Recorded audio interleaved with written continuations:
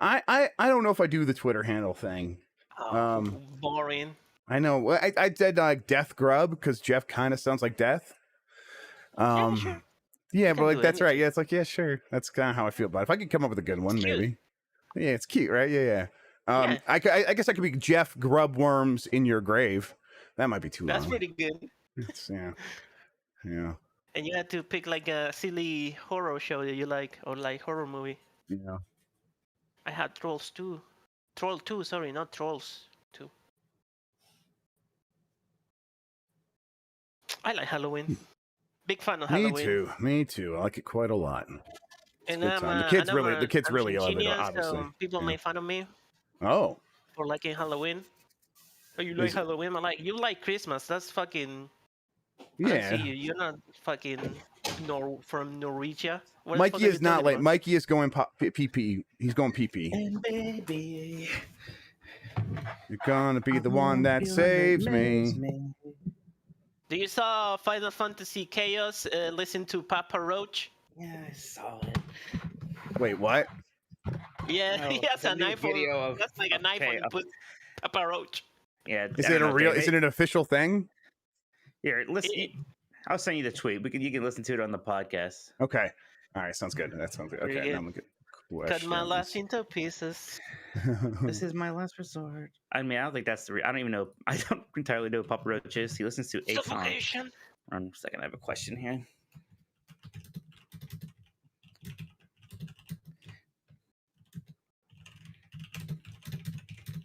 Mike, do you like Halloween? Yeah, I'm more of a Christmas guy, really, but I do like Halloween. I am beginning to feel more and more lonely in this, so I feel like everyone's a Halloween person these days, which is, fine. I'm a Thanksgiving person, Mike, so I don't want to hear it. You just like to eat. Well, I'm also a Lions fan, but I like to eat. Yeah, I don't like to eat, but I like the food that you eat. It's a confusing thing. Yeah, you always go in these rants like, I don't even understand. I don't think I eat like people do because I just don't know what's going on. I feel like that's not what I'm saying. Exactly this. I feel like you have the exact same thought process while you're eating as everyone else, but you just start insecure and sell yourself short and assume your brain's always broken. Well, listen, I was like, I like little spoons. That's just me being weird, and I'm not going to bring it up. And then I found out apparently that's like a thing with ADHD. It's like every person with ADHD likes little spoons. And I'm like, oh, okay, so there's like more to this than I thought. That's why I'm what like, do you mean by little spoons? You mean literally like small spoons? Like spoons that are small, like, when you go to eat breakfast and you get a spoon and it's like a giant old spoon, you're going to get a whole bunch of cereal. I hate that. Just give me a tiny little spoon. No, I like that too. I like little spoons. Okay, cool. Well, I'm just saying that there's nothing wrong with you guys liking little spoons, but apparently it is definitely part of my ADHD, though. Every person with ADHD likes little spoons. But that's why I get my own head about it. So I'm like, so if that touch sensitivity is a real thing, what is all this other stuff where I have to eat fast and all these other? Yeah, I am definitely in my own head about it because I'm a pig. My dad would eat like his ice cream and his cereal with like a spoon that I think was like meant to be used for serving things. So I don't know what that says. So that's a real man, right? You mean a teaspoon and not a tablespoon? I mean, I don't like sit there and like make sure I measure it out and like say this has got to be a teaspoon or anything. But yeah, all right, yeah, all right. Man, last time on Wednesday the show went so smoothly it was almost concerning. Are we actually ready to go here? Well, let's. I am positive that I have the wrong audio on for you guys, so let me fix that. Yeah, I'm checking it right now. Hang on. Are you making other people do the the news for you still? Yes. Well, Knuble always does such a good job. You can tell by looking at it. Yeah, it's a little bit messy. It's formatted weird. It's formatted weird, but it's fine. Yes, but I just don't have it's a lot of time today. Like as soon as we're done here, I got to go change the battery in my car and then go get cat food and stuff. I still got some things. I wonder what's different from the last times where like it was all of crazy and fucked up. What different? Oh, you mean why it went smoothly? Yeah. Well, I don't know. His internet's deciding to work a little bit nicer for whatever reason. Right, yes. No, I think it's nobody muting Mike and doing mischievous shit. Oh, okay, yeah. Yeah, we got we mod junior Nick Turbo and that fixed everything. Is that what you're saying? Yeah. All right. No more spamming chat with requests this time, Nick Turbo. Oh my gosh, I don't know where you live. I was getting ready to drive there and slap you. And where's my stuff? Is this it? Oh, I'm in the mood for a spooky movie tonight.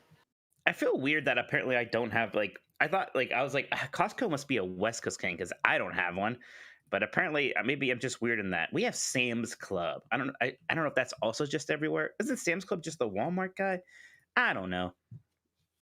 All right, let's see here. Is Costco just another Walmart? Can you guys hear that? No. Yeah, I hear a kid screaming. Okay. I think he means the music. Jeff does know where you live. He's talking to that microphone. I'll just get the info from him, and then I'll be like the end of Jay and Silent Bob. I'll just fly over to all my enemies. Would you guys not be able to hear that? And maybe I hear it now. Yep. Okay. This GoXL router sometimes just resets itself. I'm gonna hit save. Dang it, don't you hate you go on Twitter and you see something you want to look at? What's that? Yes. And it immediately refreshes. Yes. How's that still a problem? Oh, yes. I hate that shit. What is this? Oh, it's just the third official. Yeah, look, see, I think this is about right. 20% of people like Teaspoon. Teaspoon's the smaller one, everybody, I guess I should say. Tablespoon is 32%, and I don't care is 50%. This seems normal. To be clear, you preferring teaspoon is not weird at all. You calling it small spoon is what was throwing me off. I'm not calling teaspoons the small spoon. I just prefer small, the smaller the spoon, the better, honestly. Obviously, I don't believe that. I bet there's a point where it would be too small and you would feel inconvenienced. Okay, yeah, I guess there are children's baby spoons in there, and I don't use those. Although I think it's more cultural than what I prefer. I bet if I tried those, I'd be like, yeah, this is about right. I'm moving this Konami report to the top here. We need to talk about this earlier. You need to talk about Bandai Namco changing their fucking logo because that's a fucking crime. Oh, I gotta fix Mike. He's not reversed anymore. We gotta flip him and reverse him. Is my moon visible? People see my moon. Your what? What are you talking about? Behind the Rocketeer, well, it's just basically a thing, but you can see it. Yeah. See that? Oh, okay, yeah, I can see it now. Yeah. Yeah. I got sent a spinning, floating moon thing from the Final Fantasy 14 people. It's very fun. Oh, you're not quite getting the effect there, but it's over there. I'm also not moving it because it's heavily dependent on my bigger. I am bigger. There we go. Now we're getting it. Bigger. You know what makes me mad is Panera. When I get mac and cheese, they give me a goddamn plastic spoon to eat it. What? And then I said something about this, and once again, people are like, oh, I like eating mac and cheese with spoons. What is it? Soup? It's pasta. You need a fork. You can still scoop things with the fork, if it's small. How you're getting offended on mac and cheese's behalf, it's the Italian cuisine there. But I mean, don't get a spoon for mac and cheese. That's weird.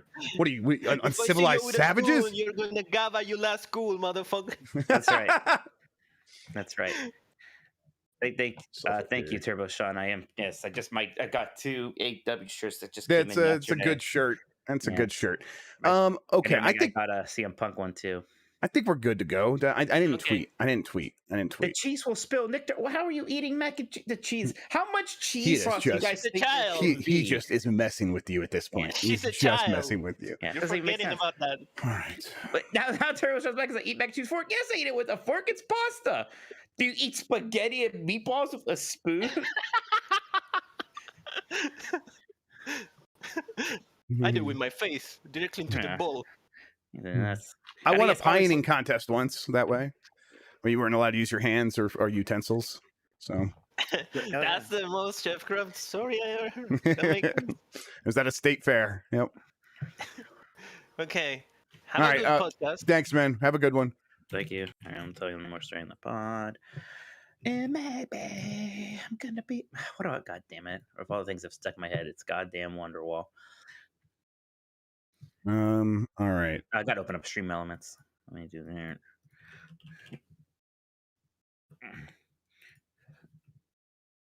Gonna be the one who saves me.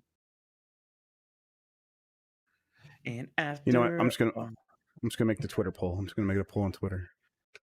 What about the spoons? Yeah. Because I agree with you with the spoons. It's it's not about that anymore. I don't care about you. It's about mac and cheese now. No. I just want to see how how the spread is.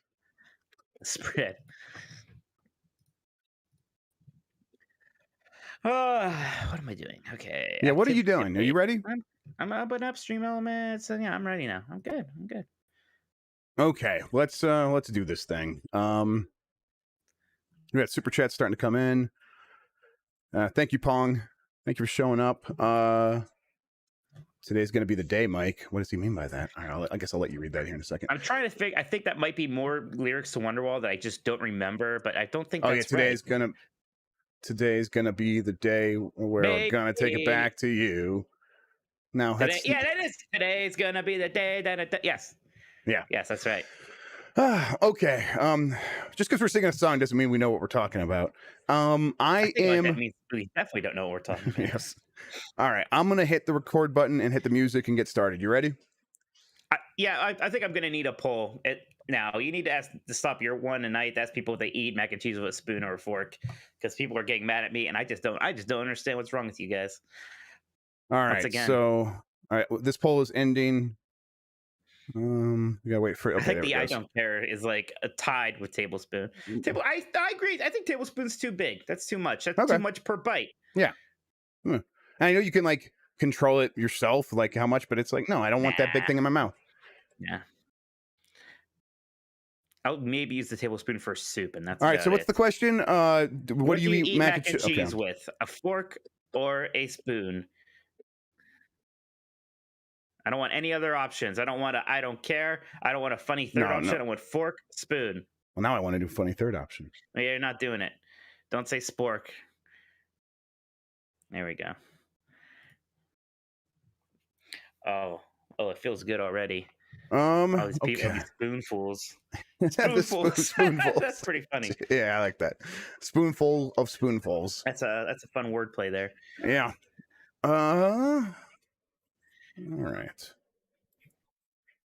Eating with a spoon is for children. Alejandro, that's exactly correct. No wonder Nick Turbo Eddie, does. quit standing on stuff. Oh, this kid is gonna kill me. All right. Larry, you ready? Yes, I'm ready. All right. What do I have to do? I have to hit the record button and hit the music. Okay, here we go. 5, 4, 3.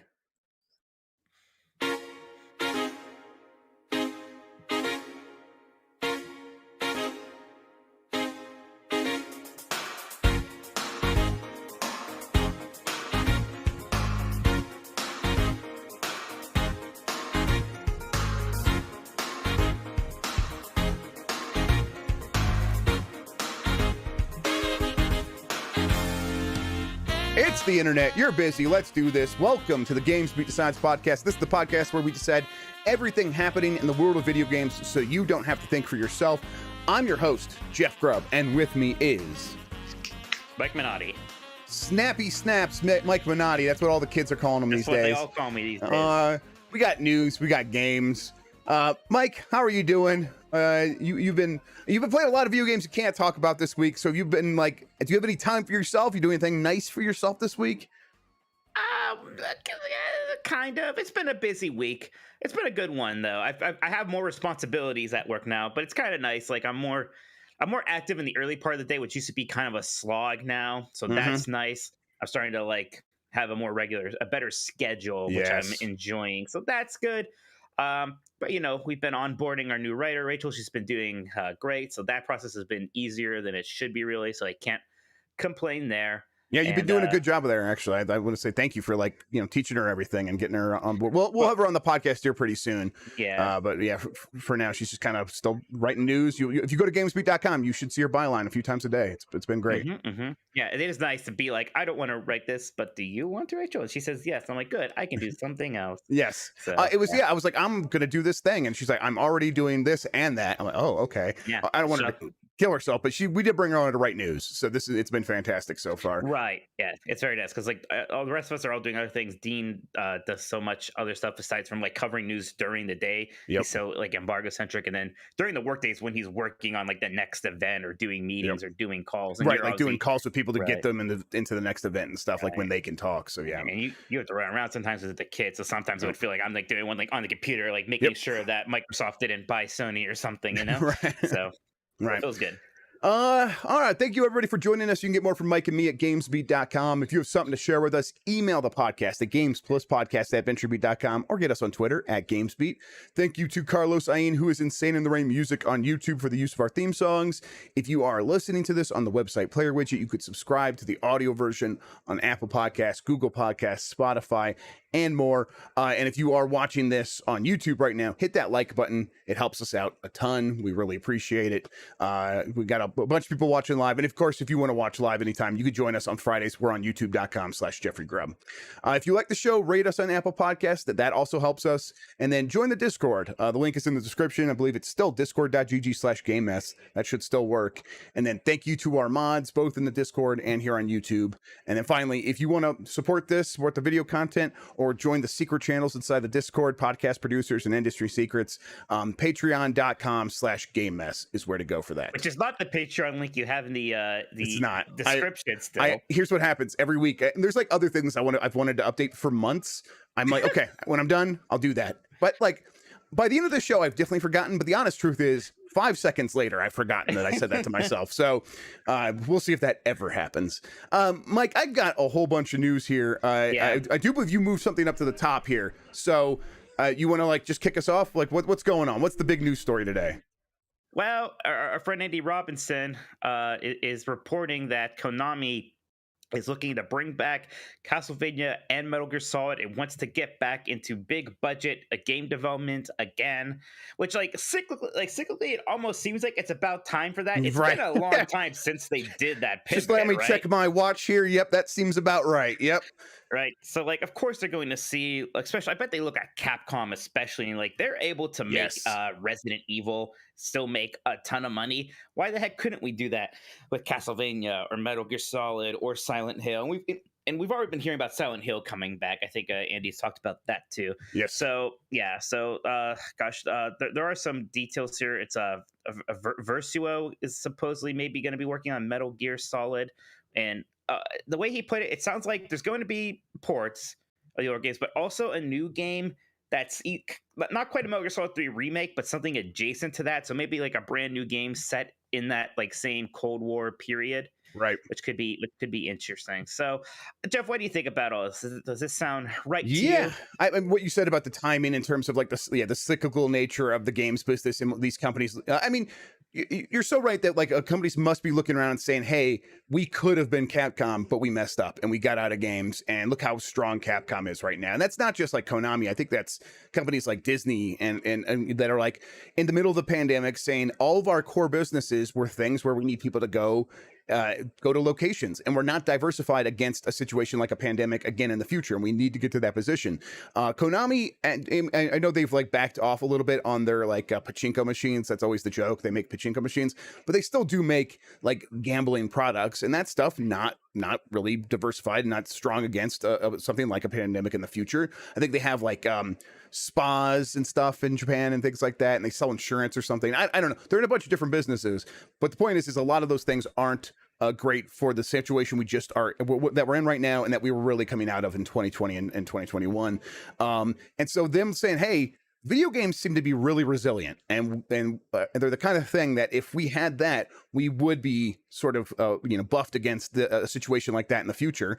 It makes sense to just say we already did this in the past. Let's just do it again. We have these really strong IPs.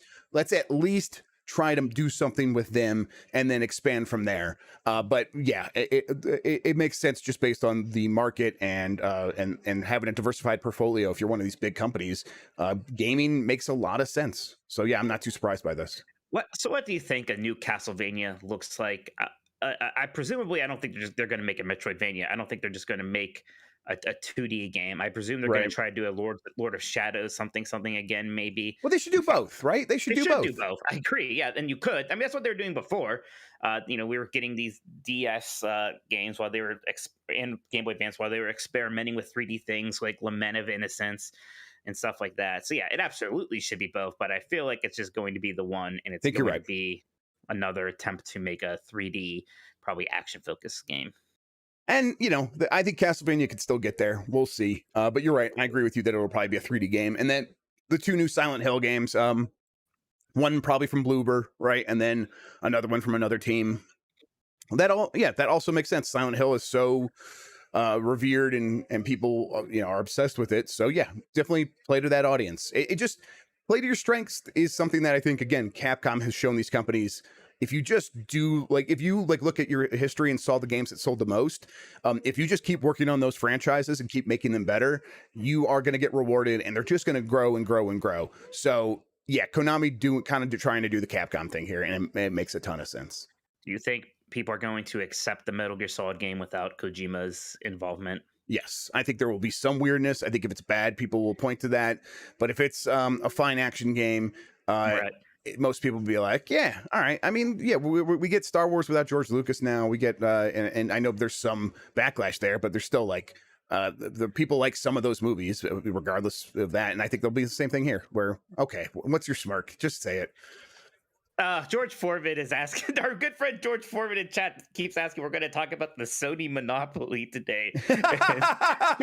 George, yes, they bought Bluepoint. George, I mean, nothing Sony has done has compared to Microsoft buying Bethesda yet. So yeah, that's still pretty good. I like that. We can talk about consolidation is bad, but let's not act like Sony has suddenly jumped to the top here in terms of being the aggressors on that one. I'm sorry. That's good stuff. I should have made him super chatted it if he wanted me to call it out.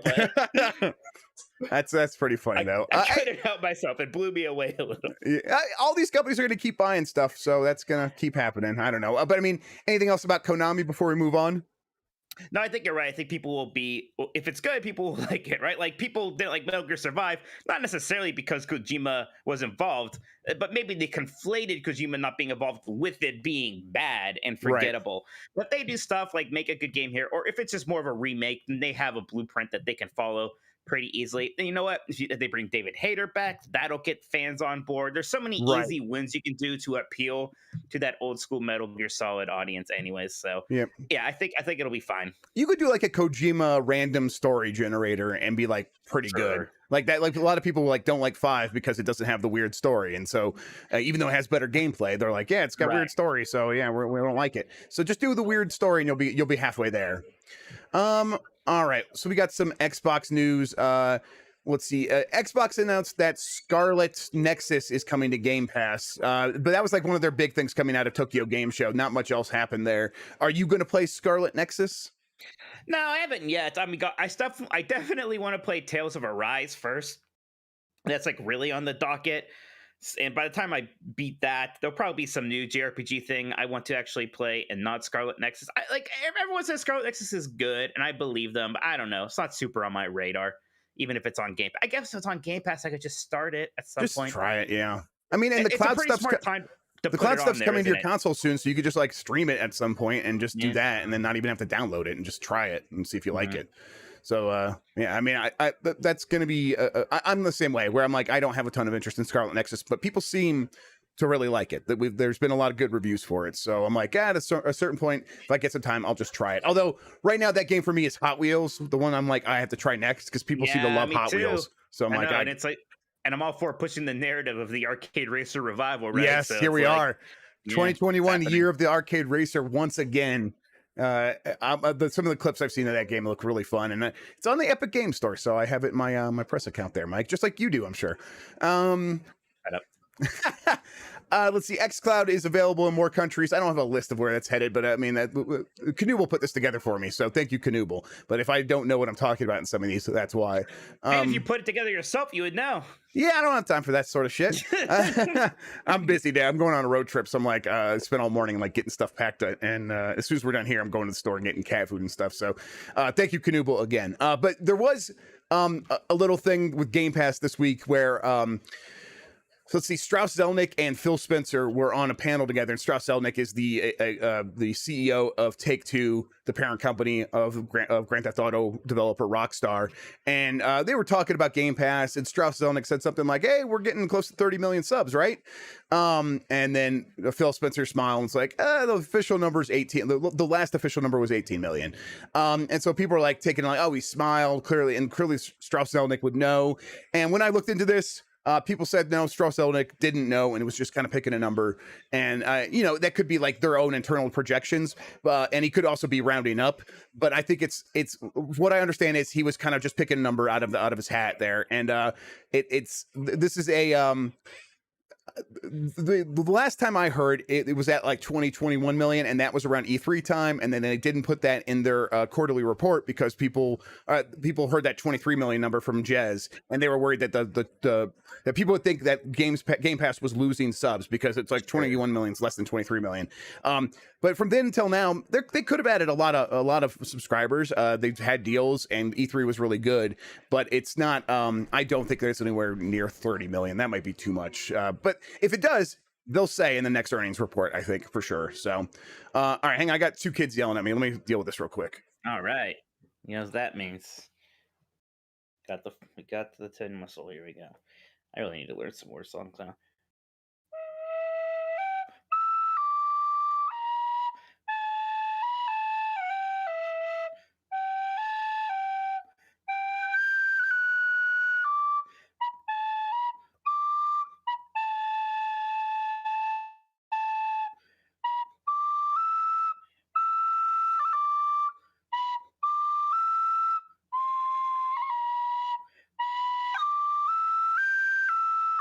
Oh, Jetpack. It was doing pretty well actually too. He faked me out. He went right back, didn't he? Yeah, I'm here. Hey, good. All right. Let's see. And then Xbox is going to have an Xbox accessibility showcase, which again I haven't looked too much into that. Let's just look in Xbox accessibility showcase. Maybe they're going to offer more small spoons for you. Well, I would love that. That'd be really thoughtful. Okay, so yeah, basically they're just going to highlight the steps they're taking as a platform to improve accessibility, and they're going to do this month in October. And they're going to have to show their commitment to it. They're having like American Sign Language interpreters on screen and stuff like that. So, and it's going to be a 40-minute long video. What obvious counter programming to the Animal Crossing Direct later this month. How cynical. All right. Well, excuse me. Let's go with some Sony news here. So Sony has made some moves where acquisitions are concerned. Recently, they acquired that Fire Sprite studio, which is like former Wipeout developers. Well, now Fire Sprite has acquired Fabric Games, which I think also it had some former Wipeout developers on it. I think that's right. Are they just making Wipeout? You would hope so, but I don't know. The things that they're hiring for it was like a first-person shooter and a third-person action game, right? I think they said, and it was like a multiplayer game, and then they said like a narrative dark third-person action adventure or something like that. So they haven't said as much, but it seems like they should if this is the way they're going. But it's acquisitions all the way down there for Sony, and then let's see, they also acquired Bluepoint Games. So there it is, George Foreman's monopoly at hand. There you go. Do not pass go. The weird thing here is that Bluepoint, known for its very high quality remakes, from the ground up remakes of stuff like Shadow of the Colossus and Demon Souls, but they are going to work on something original for their next project. Which, hey, go for it, I guess. Yeah, I feel bad about this, but I am kind of disappointed. Same, yeah. I should be like, yeah, obviously new stuff's better than just rehashing old things, but I do think there's an art to remaking video games really well, and they were very good at it, and there are still so many things that they could do. So, like, it is a little disappointing. Like, there are other people who can make new original games, and I get it. If you're creatively working on there, maybe you want your chance to do your own thing and show what you can do, and maybe they're going to make something great, and it'll be fine. But there's a part of me that's like, I thought they were going to remake Metal Gear Solid or Eco or something, right? Yeah, I'm kind of with you on this a little bit, where it's like they do this better than anyone else. So kind of just keep doing that. There's a lot of old games that would really benefit from the Bluepoint treatment. But at a certain point, maybe you get so much talent and you get so good at this that making your own game just becomes like it becomes a creative outlet that you have to explore. And I guess I get that. Well, let's see. Other Sony news. That Twisted Metal game is being made by Lucid Games, which is the Destruction All-Stars team.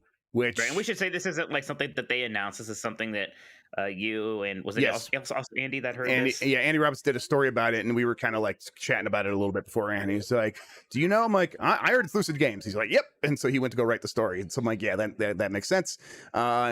It also seems like it's going to have it's going to be designed with free to play in mind. So to me, that says like they're looking at Rocket League, right? Where Rocket League didn't start free to play, but it went on a path toward free to play. And to me, it says like Twisted Metal will at least explore that idea of like, even if it doesn't come out free to play, they'll want it to be played for a really long time, like Rocket League. And so they're going to explore the possibility of shifting it to free to play, or it could launch as free to play. But either way, they want it to be like a Rocket League style game, which I'm not sure if Twisted Metal is going to have the chops for that, but I get the goal. I get that being the goal. I kind of know what you mean there. I almost think it needs to be more like Call of Duty, right? It's got to be something that people like deathmatching. That's kind of what Call of Duty, Twisted Metal is. It's instead of like a free for all first person shooter, it's a free for all car shooter. So if you can kind of like tie that into that sort of old like team deathmatch style that made the Call of Duty game so popular, maybe that would work. And you could have a battle royale mode in Twisted Metal. Why the hell not? Heck, maybe that'd be awesome. But yeah, like there is work to be done there. It's not so easy as just making another Twisted Metal. I mean, the last attempt at Twisted Metal fizzled out pretty bad, right? Like no one really remembers the Twisted Metal that came out for PlayStation 3. Right, it was just called Twisted Metal, right? Right. No one really cares. Like there's two games in the series that people really like: Twisted Metal 2 and Black. Right. And it's like, are you just going to do one of those again? Probably not. You probably need to do something, but you also kind of have to do something similar to that. Like you like graphically, if you stray too far from Black, I think people are going to get upset and just not be on board. Like they still want a certain amount of grim darkness there. Right. It's kind of expected. And like, this is like one of the reasons this is likely happening is because the TV show is coming. And it does seem like, in Ouroboros a little bit where like, oh, we're going to make a TV show. We better make a game. And they're like, oh, they're making a game. We better make a TV show, that sort of thing. But then also it's like, okay, well then is this, do they want it to work like The Witcher where like millions of people went to go play The Witcher after seeing the show on Netflix? In that case, it's like, does the game have to like have similar vibes to the show or pick up the show's story or something like that? I think probably too. And that's weird. That's going to be a tough needle to thread. Yes. Needle thread. So yeah, I guess we'll see. And then Sony is canceling Evo 2021 because of the ongoing pandemic. Not a chapter. Yep. All right. So let's get to the Nintendo news. Guess what, Mike? It's here. Let's see. I'm gonna hit the button. Yeah, the 4K Switch is back. Don't ignore the loser stuff. Doesn't really work, but okay. Doesn't really work. I'm a winner. Yes, you're a winner because the 4K Switch is back in the news. Bloomberg did a report that said 11 developers got 4K Switch development kits. Nintendo immediately said, "Nuh-uh." And I think this was on their like business account on social media, right? And investor relations stuff. And they said, "Hey, so our investors and customers know we are not sending out 4K development kits." And I want to like point out people like the use of tense here. I said this on Grubb Snacks where like Bloomberg is saying developers did get this stuff. Nintendo is saying developers are not getting this stuff now. So maybe there's a space where both these things are true. I think what's more likely here now, just kind of thinking about it, is there's just some confusion here, and Bloomberg is getting their wires crossed, is what it feels like. So I guess that can happen. I'm just surprised that Bloomberg doubled down on this story after the OLED. Right, yeah, because it was already a little bit of misfire, and yeah, I forget his name, but he's usually on the mark with this stuff. So it's like I feel like there's got to be some fire to the smoke, but it also feels like Nintendo's really coming out against it to the point where I'm not expecting a Switch Pro in even 2022 anymore. Yeah. I don't know about you. I'm kind of like the way that they're like.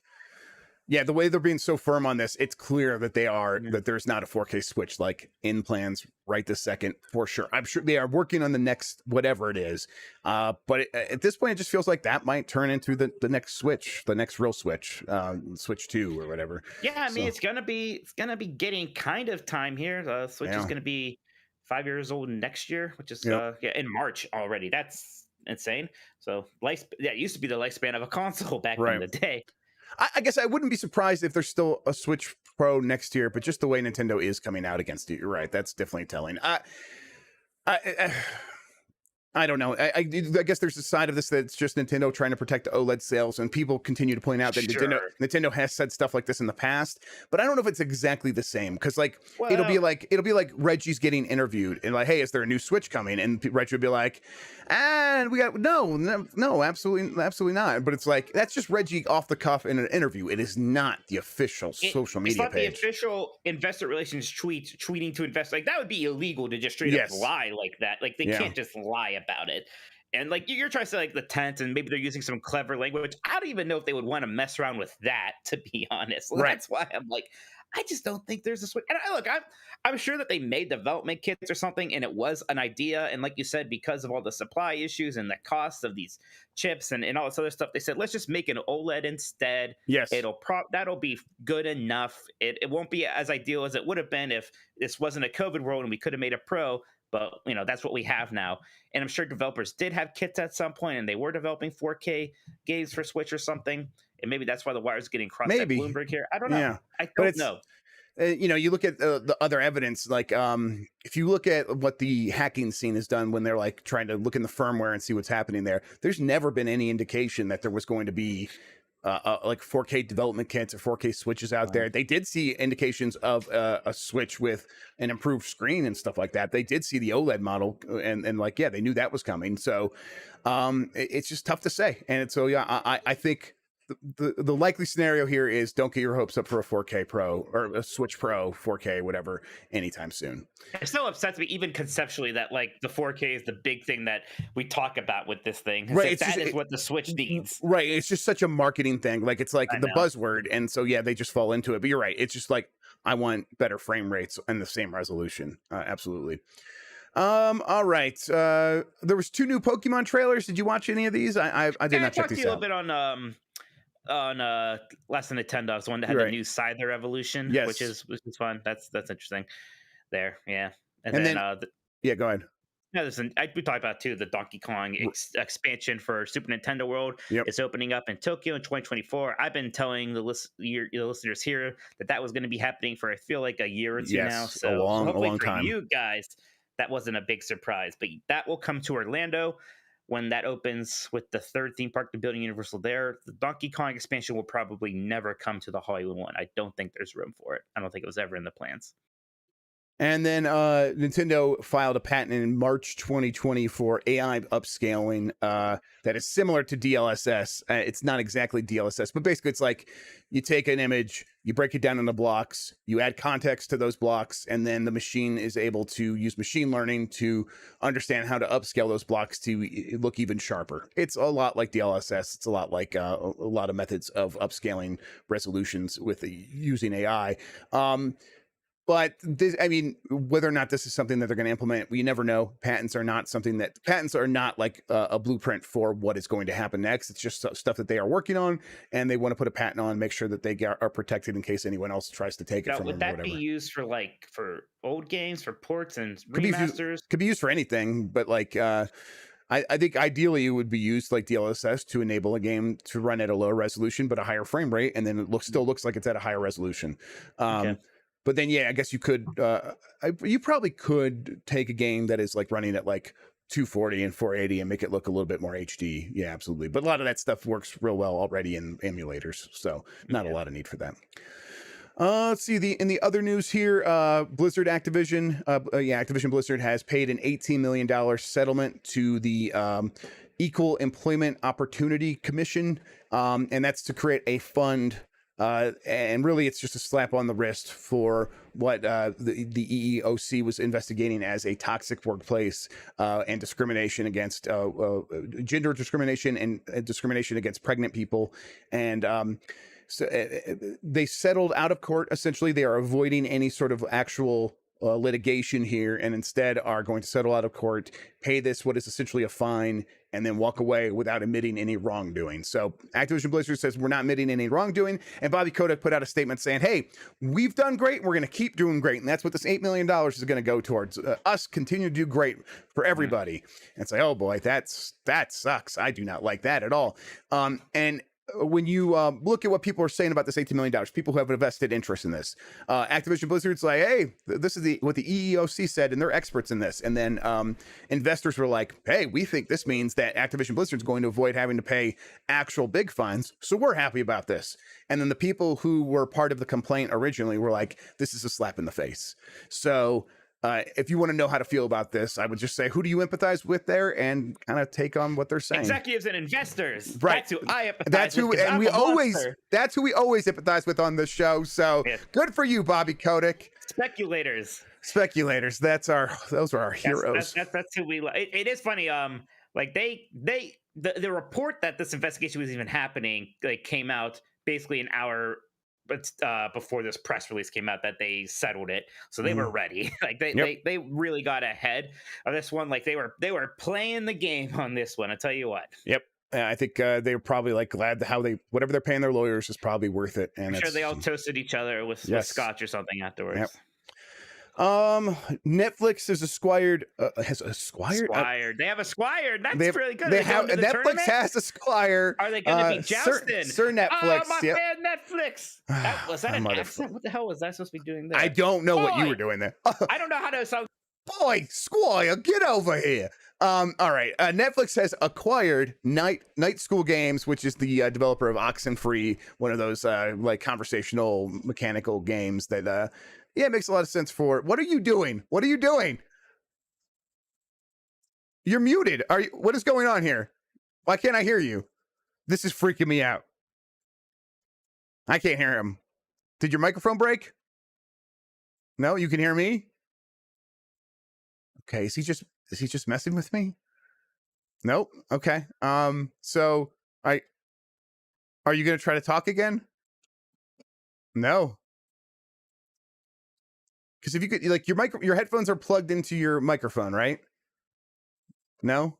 Okay, so check and see if the light is on your microphone still. It's blinking. Okay. Did it get muted somehow? Did you? Hello. Yep, there it is. I don't know how it got muted. Maybe it's because I was screaming into it, and it didn't like that. Yeah. So it muted me. I was just screaming. It was just like accent. It's like, I'm turning off. I'm not dealing with this shit. I'm not dealing with Mike Minotti. What's that, Christian? I'm sorry. I can't hear to say that it wasn't. It was. Yeah. Okay, thank you. I appreciate it. What? I did suspect Nick Turbo. That's why I came here. I was like, I was getting ready. Getting ready to drive. He's Mod Junior. He can't do it. It's not possible. Yeah, continue. All right. I thought I was still screaming about being in a Squire, and you're just perfectly ignoring me. Okay, now it's being weird. No, I wasn't that. How did I mute it? I didn't hit it with my belly. I swear to God. I think I literally just screamed so much. Now it sounds good. All right, it was being weird for a second, but now you sound fine. Okay, all right, we're good. I think my microphone's just rebelling at me being obnoxious and loud. Yeah, it's like you overloaded it and it broke the circuit or whatever, and it's just like, fuck this, I'm out. I like nice charades. I was like, I hope he knows this means it's blinking. It was good. That's like what I would do with my kids. Absolutely, that means blinking lights. Absolutely. All right, we did it. Yeah, where are we at? So let's talk about the Esquire some more. Yeah, Netflix acquired Night School, the developer of Oxenfree, which is a game that has like conversational elements and makes a lot of sense because it's the kind of thing you could play with like a remote instead of a controller.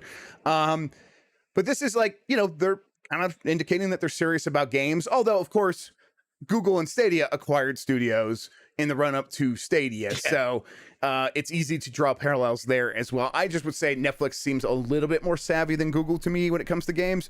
And they just want to get in on that action. Who doesn't? Right. Okay. Good point. My mom's more savvy than Google. Amazon was throwing shade at Google today because they actually launched a mildly successful game for once, right? Yeah. Like New World's off to a pretty decent start, it seems like. So they did it. Yep. I don't have much else to say about this. I talked about this pretty at length on Grubb Snacks. So Netflix is going to kind of try to make the gaming thing work. We're going to have to just keep an eye on it and see what happens. I don't have too much excitement for it. I see where like their goal is. Like they want to get to a point where if they have a show like The Witcher, instead of people leaving the service, they stay in the service to continue playing games. I see that as the goal. They are just so far from that point right now, and they know that they're starting small. So between now and then, like what happens, we're just going to have to see it for ourselves. Jeff Keighley set the date for the Game Awards on December 9th. After my birthday. Yeah, I'm glad you brought that Halo. up. Yeah, day after Halo, right. What's important here is that everybody watching, all 361 of you, go to Jeff Keighley's Twitter account and tell him that you want Cruise and Blast, the theme song, the band, whatever band sings that song, to play that song live on the Game Awards on December 9th. Honestly, it doesn't even have to be them. Somebody needs to play it live. Someone needs to play that live. Yes, right, exactly. Whoever can, just make sure that song gets played live. Anything else, anything short of that is a failure, and the Game Awards will be judged as such. Mm-hmm. So yeah, go do that now. You have my permission to harass Jeff Keighley. Grand Theft Auto Trilogy was rated in Korea. This is a game that I heard was coming out in October for a very long time. Now, Kotaku's reporting that it's getting moved from October to November. That seems right because we haven't heard about it yet, and I feel like we would. So this now we're the new Castlevania Advanced Collection. Like we all know, we're all pretty sure it's real. We're just waiting for the announcement. And the way we're finding out about it is through ratings and stuff in Korea or Taiwan or something like that. Exactly.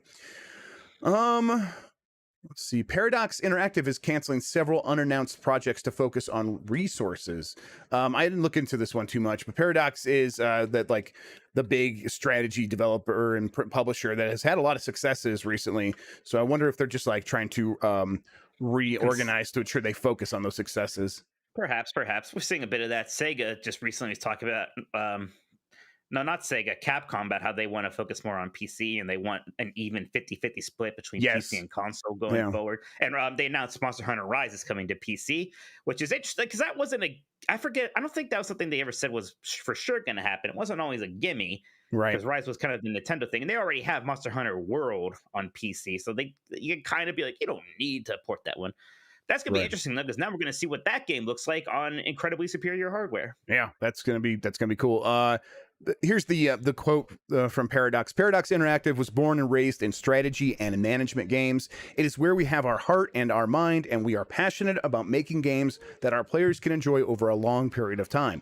Therefore, we have sharpened our pipeline further to ensure that the projects with the highest potential have the resources necessary for the best possible development.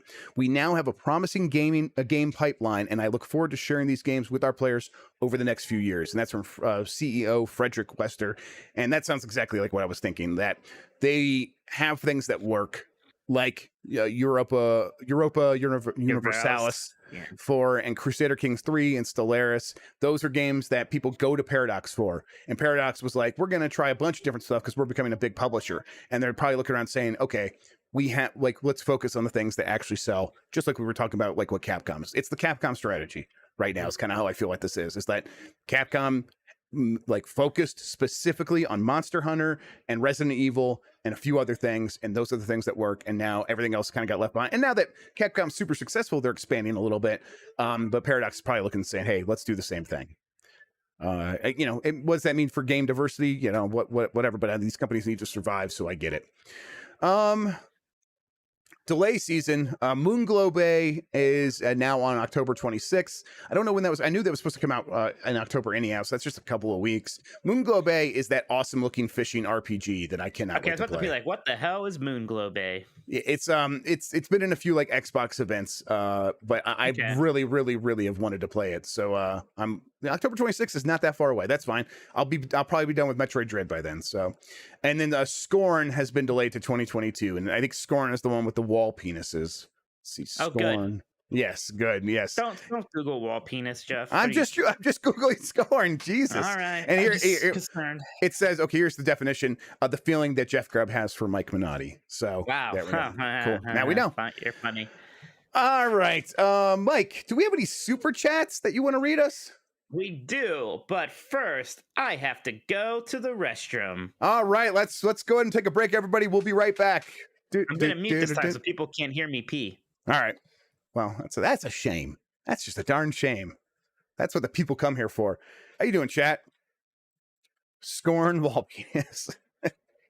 Scrone. Yeah, the scrone. Got my scrone.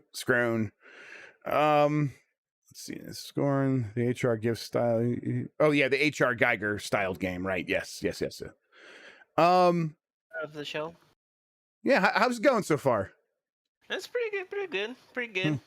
Yeah, I'll get the smooth, you know? Yeah, it's smooth. It's weird, right? It's always weird when it goes We're smooth. weak, huh? Yeah.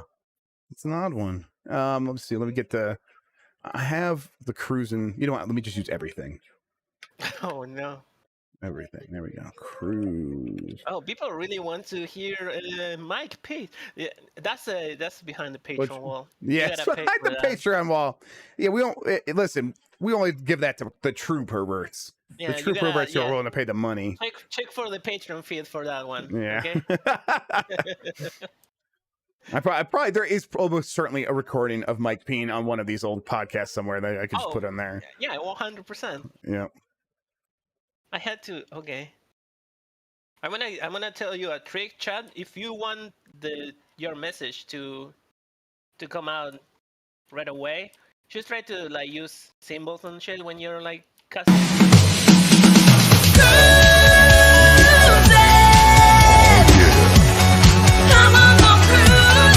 Oh my god, oh my god, that's probably super loud. I'm sorry. Hang on. I'll leave it. Okay, go ahead, Mike. I'm sorry. No, not you. Cruise and Blast. I put Cruise and Blast on there. I'm so sorry. That had to be so loud. I'm sorry. Okay, go ahead, Mike. I'm just like I'm sorry. Screaming at you now. Look, everyone's mad at me now. I'm so sorry. Why are you messing around with things? Like, well, look, when you leave, I play delightful, pleasant music. You blast the Cruise and Blast. I know it's called Cruise and Blast, but geez, how many? Oh my gosh. Look at them. They hate you. Yeah, I know. I'm sorry. I just love watching your fans slowly become my fans instead. I think that might have been your plan all along. So it just happens naturally. Yeah. It just happens naturally. All right, let's see here. That's funny. Oh, they're all dead. We've lost all of our fans. They're all dead. Sorry about that. They can't hear anymore, which is bad for a podcast. All right, now it's like an acceptable volume, I think. But I don't even hear it. Thank God. Yeah, you wouldn't hear it, and only they would hear it. So sorry about that. Only targeting them. Woo. Okay, sorry about that. Okay, where are we at? Let's do this. Okay, yeah, Mike, give me some super chats here, and hopefully people aren't too mad about me destroying their eardrums. Furious at you. Yeah. Kansu Hot Dog says, happy Friday, gents. Saw No Time to Die twice. Still 50-50 on it. If you like Daniel Craig, you'll love it. Have a great weekend and stay beefy. Jeff, I am not much of a James Bond guy. I think that's okay. James Bond was created like when England was feeling bad about like not being a superpower anymore, so they created this there's this character that like could represent like them being really important to global events, and now that's like totally like the United States, where like I'm like super into the Mission Impossible movies because like we used to be a relevant superpower, and now it feels like our relevance is waning. And I'm like, I want to go watch a movie where we're competent, and so I'm much more into Mission Impossible now than I was ever into James Bond. So I'm right there with you. Mission Impossible movies are better lately too, right? Well, yeah, they rule. Yeah, like, yeah. I don't hear any like. People liked Casino Royale. I actually liked Casino Royale. It's like the only James Bond Casino Royale is very good. Yes, super strongly about. But I didn't like Skyfall, but people did. And then I feel like no one cared about Spectre. Like no one had. Right. No one even felt mad about it. Yeah, some people thought it was like just like really boring, I think is what it was, and that's like the worst thing I heard about it. Real quick, someone's like, I had the volume maxed out for a chance at that sweet Mike Piss, but instead got blasted with the cruise. Oh my god! I muted it. You weren't gonna hear. I didn't realize you would all be upset that you couldn't hear the pee hitting the toilet water. Oh, Jesus Christ! This podcast, everybody. What are we doing here? Just look. Turn your sink drain off. Fill it with some water, and then turn it back on a little bit. It'll be the same effect. I promise. Skyfall has the Home Alone scene, right? Yes, where they said, yes, that's good. Take it seriously. I don't know. Oh, you could. Yeah, it's fun, but I get what you mean. Yeah. I didn't think it was a very fun movie. I thought it was kind of dark and depressing. I thought it was a little bit of a downer for like. Once they get to the Home Alone stuff, I thought it was fun, but I don't like it as much as a lot of people. A lot of people love it. There's a lot of like James Bond watching while like people are murdered in front of him and he's helpless, and I'm like, I want James Bond to be like cool and like save the day and not be kind of like, I mess up and I'm a screw up and people are dying and I don't know. I'll watch that new movie. I'll watch it. Whatever. I don't care. I probably won't. I probably won't even watch it. Fair enough. I'll say that about it. Probably don't care. John Cody says, Gex in Perfect Dark? Gex on Game Pass? Man, I forgot that Crystal Dynamics made Gex. Jeez, that's right. Yeah. Gex will absolutely never be making a comeback. I think I could say that with pretty good certainty. It's incredible that Bubsy got a new game. Yes, that is weird. Yeah. Is Gex the one that had the verbosity slider? Or was that Bubsy? Now? Verbosity, like how often he would like say one of his one-liners? Oh yeah, I think that's Gex. I think those Gex 2 and or Gex was like Dana Gould, right? Dana Gould. He had multiple voice actors. I think Dana Gould was the first one. I think. Yeah. I mostly played the original one on 3DO. Right. Yes. Yeah. The Gex 2 was like weird, and then by Gex 3, I think we were all really over it. All right. What's next? Apparently, it was Bubsy was the verb thingy. So all right. Cool. Thank you. Thank you, chat. How dare we mix up Gex and Bubsy? Gex is better than Bubsy. I think we can 100%. Fasel Hassan says today's gonna be the day because I had Wonderwall stuck in my head earlier, which is just great. Alexander Dark 91 says, "Yay, Konami! P.S. I'm the guy who asked you about them last night." Oh, okay. Ooh, is that what that? Excellent. Yeah, thanks. That for the people who are wondering, I did a Patreon Q&A, and if you missed it, I'm putting it up on the Patreon feed. So check that out. I should get Mike in there for that next one. Mike can come do a Patreon Q&A. I wasn't even invited. You know what? I kind of did it the last minute. So yeah, you weren't. Type your excuses. Joseph Yadin, not Joseph. I always said Joseph Jodin. It's Joseph Yadin. Don't have a question. Just wanted to say, what's up to the beautiful boys? Video games are neat. They sure are. Unless it's Final Fantasy Origins, and then it's disgusting. Fasa also said, play Wonderwall on the flute. Yeah, I should probably just learn that, huh? That'll be a fun party trick. I bet it would be. Actually, I bet it would be because everyone's like, the thing's like, oh, anyway, here's Wonderwall. I bring my tin whistle and play it. Now that would be pretty amusing. Jalen001 says, Jeff, you have the face of Ron Swanson and the overall look of Jason Momoa with your glasses on high. Compliments. What are Xbox's early 2023 games? Outside, no, you look like Captain Lou Albano, the guy who played Mario. Hell yeah. Someone showed that picture. Was like, wow, Jeff does look like that guy. That's amazing. Lou Albano is a handsome man, so I'll accept that. Gotta get a rubber band in your nose or something. Yeah. Is that a wrestling thing? Is that that's what he wore when he was like a wrestling manager guy. Yeah, he had rubber bands. I don't know why. Yeah, that's a pretty tough thing to explain. Let's see. What's early 2023? I don't know. It's too early to say. I think there's a chance. Fable maybe.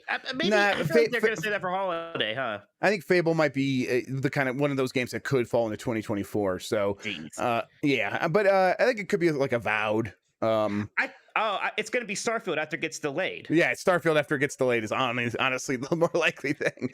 Yeah. Right. Mark it. Yep. Brett Bingham says, Jeff, did you notice Sarah Bond's outfit was the exact color of the new Bandai Namco logo on the same day Scarlet Nexus appears on Game Pass? Fun for all into the future. Sounds like Microsoft branding to me. Yeah, maybe. I wouldn't read too much into that. It's easy to spot patterns where none exist or where they exist because it's just like a fun thing where like Sarah Bond's like, oh, I did that deal. I'm going to wear Bandai's new colors. I don't think this means that Microsoft is acquiring Bandai Namco. I don't think so. And also they would announce it before making these changes, right? Like that you wouldn't rebrand before being acquired. That'd be kind of weird. Yeah, that's how bad is that new logo though? I don't love it. No, I don't love it. That's weird. What was wrong with? I guess I don't know. So they say the change. I mean, design aesthetics are also cyclical, and we've been in the very hard, like just getting simpler and simpler. Like in the 90s, everything was like on a slant and embossed and like made to look like a 3D object floating in space, and now it's the exact opposite of that. And I'm kind of looking forward to it swinging a little bit in that other direction again. Please, me too. Yes, I agree. I always liked going to the beer store and looking at Bud Ice because that's such a weird brand. They never bothered like updating the packaging, so it still just looks like how all the beer labels used to look in 1990s. Yes, absolutely. Right. It's like covered in like fake dew spots for some reason. Like they're trying everything they can to make it look like it's very cold because that was the marketing was like our beer's the coldest. It's right. Like, I'm the one who decides how cold it is. I'm the one who's like the ice. Right. It's going to depend on the temperature of my fridge. Like this is that has nothing to do with you. My favorite thing with beer marketing is always more flavor. They never talk about better flavor. They never ever say this tastes better. It's just more flavor. Yes. And I'm like, what the fuck are you talking about? There's either flavor or there isn't. But there's more flavor now. Yeah, whatever. Real quick, and Andy in chat says, I bet Outer Wilds 2 is before Avowed. I do think it's the other way. They would just want to let people know Outer Wilds 2 was coming, or Outer Worlds 2. Yes, Outer Worlds 2 is coming after Avowed. And they wanted to let people know that was coming with that trailer. But Avowed is much further along. David Redicop says, any early indications on what will be presented at the Game Awards? Also, my cat won't stop sneezing. It's adorable, but a little gross. Any solutions? Yeah, you got to take that cat to the doctor. You got to take him to the vet because probably have a cold and you don't want it to get worse. So take that cat to the doctor. Or take him out behind the shed. Just put it out of its misery. Here he goes. He's not a cat person, people. He's not what was the first question? What's going to be presented at the Game Awards? I assume he means like what games are showing up and not what awards are being given out. It feels like there could be so many. I do think there's a strong chance we'll get Avowed and Hellblade 2 from Microsoft. I bet we get like the next big drop from Breath of the Wild 2 at that time, I guess. Or we'll get something from Nintendo. Did they save Xenoblade 3 for this? Ooh, that makes sense. That could definitely show up at the Game Awards. That might be what Nintendo has. And then I don't know, like what with Sony. Sony's been kind of doing their own thing, so I don't know if Sony would necessarily show up with something there. And then we'll hear more as we get closer. He's definitely putting those, because now these past Gamescom, Jeff Keighley's definitely on the phone with these companies making these things happen. So we'll hear more as that stuff starts to shake loose. From Pillar to Post says, hey guys, rolling across the Ohio Turnpike today and wanted to ask Mike about Arn Anderson's GTA promo from Dynamite, lol. Yeah, the important thing to know about that is if you try to rob Arn Anderson, he's going to shoot you dead with a gun. I've heard about this promo. I love Arn Anderson. I need to watch it. Arn Anderson's such the prototypical wrestler for me. So yeah, I need to watch that. He was like the original dad bod pro wrestler. Yes, exactly. Yes, incredible. Right. Yeah. So yeah, now everyone's calling him Armed Anderson. His son's name was Brock Anderson, so now he's Glock Anderson. Right. Cool. Which he should actually just go with at this point. That's great. I love it. Jose Francisco Gonsalves says, bring R Volt back. Best RC racing game ever. I haven't played those ones very much, I have to say. No, yeah, I know. R Volt, like the letter R Revolt, and then Volt. I think. R-E Volt. Oh, okay. I kind of remember this. But I mean, I'm excited for Hot Wheels. I want to try that pretty badly. I liked Micro Machines, and there was a Micro Machines, I think it was for GameCube or something, where like you could have, or maybe I think it might have been for N64, where you could have people per controller, so you could have 8 people playing Micro Machines on N64, and like you'd use like the C buttons to like drive around, and then like the shoulder button I think to go, and so it was like an 8-player multiplayer game. Oh, that makes sense. So you, like one is doing the D-pad and the left shoulder button. Yeah. And I'm like, I never got that to happen, but I'm like, I love that idea. I love that concept. That seems like a fun party game. Yep. Okay, next super chat here from Wolf Assassin. Sony is pulling an Xbox, going on a studio buying spree. I'm wondering when it will be Xbox's turn to shop. Any acquisition news for Mr. Xbox and who? Is this another like who's Microsoft going to acquire next question? It's basically I was responding I was responding to Tim's super chat that we'll get to eventually. It's pretty funny. Okay. Listen, I've talked about this multiple times this week, and there are two major factors at play here where I think Microsoft was probably thinking about slowing down and doing tryouts with these companies like Crystal Dynamics. I think like what they're doing with IO Interactive and Avalanche, where those companies are likely all being considered for acquisition. But Microsoft's like, hey, let's build this relationship first and see if we work well with them. Kind of like what Sony did with Bluepoint for a while before. Exactly.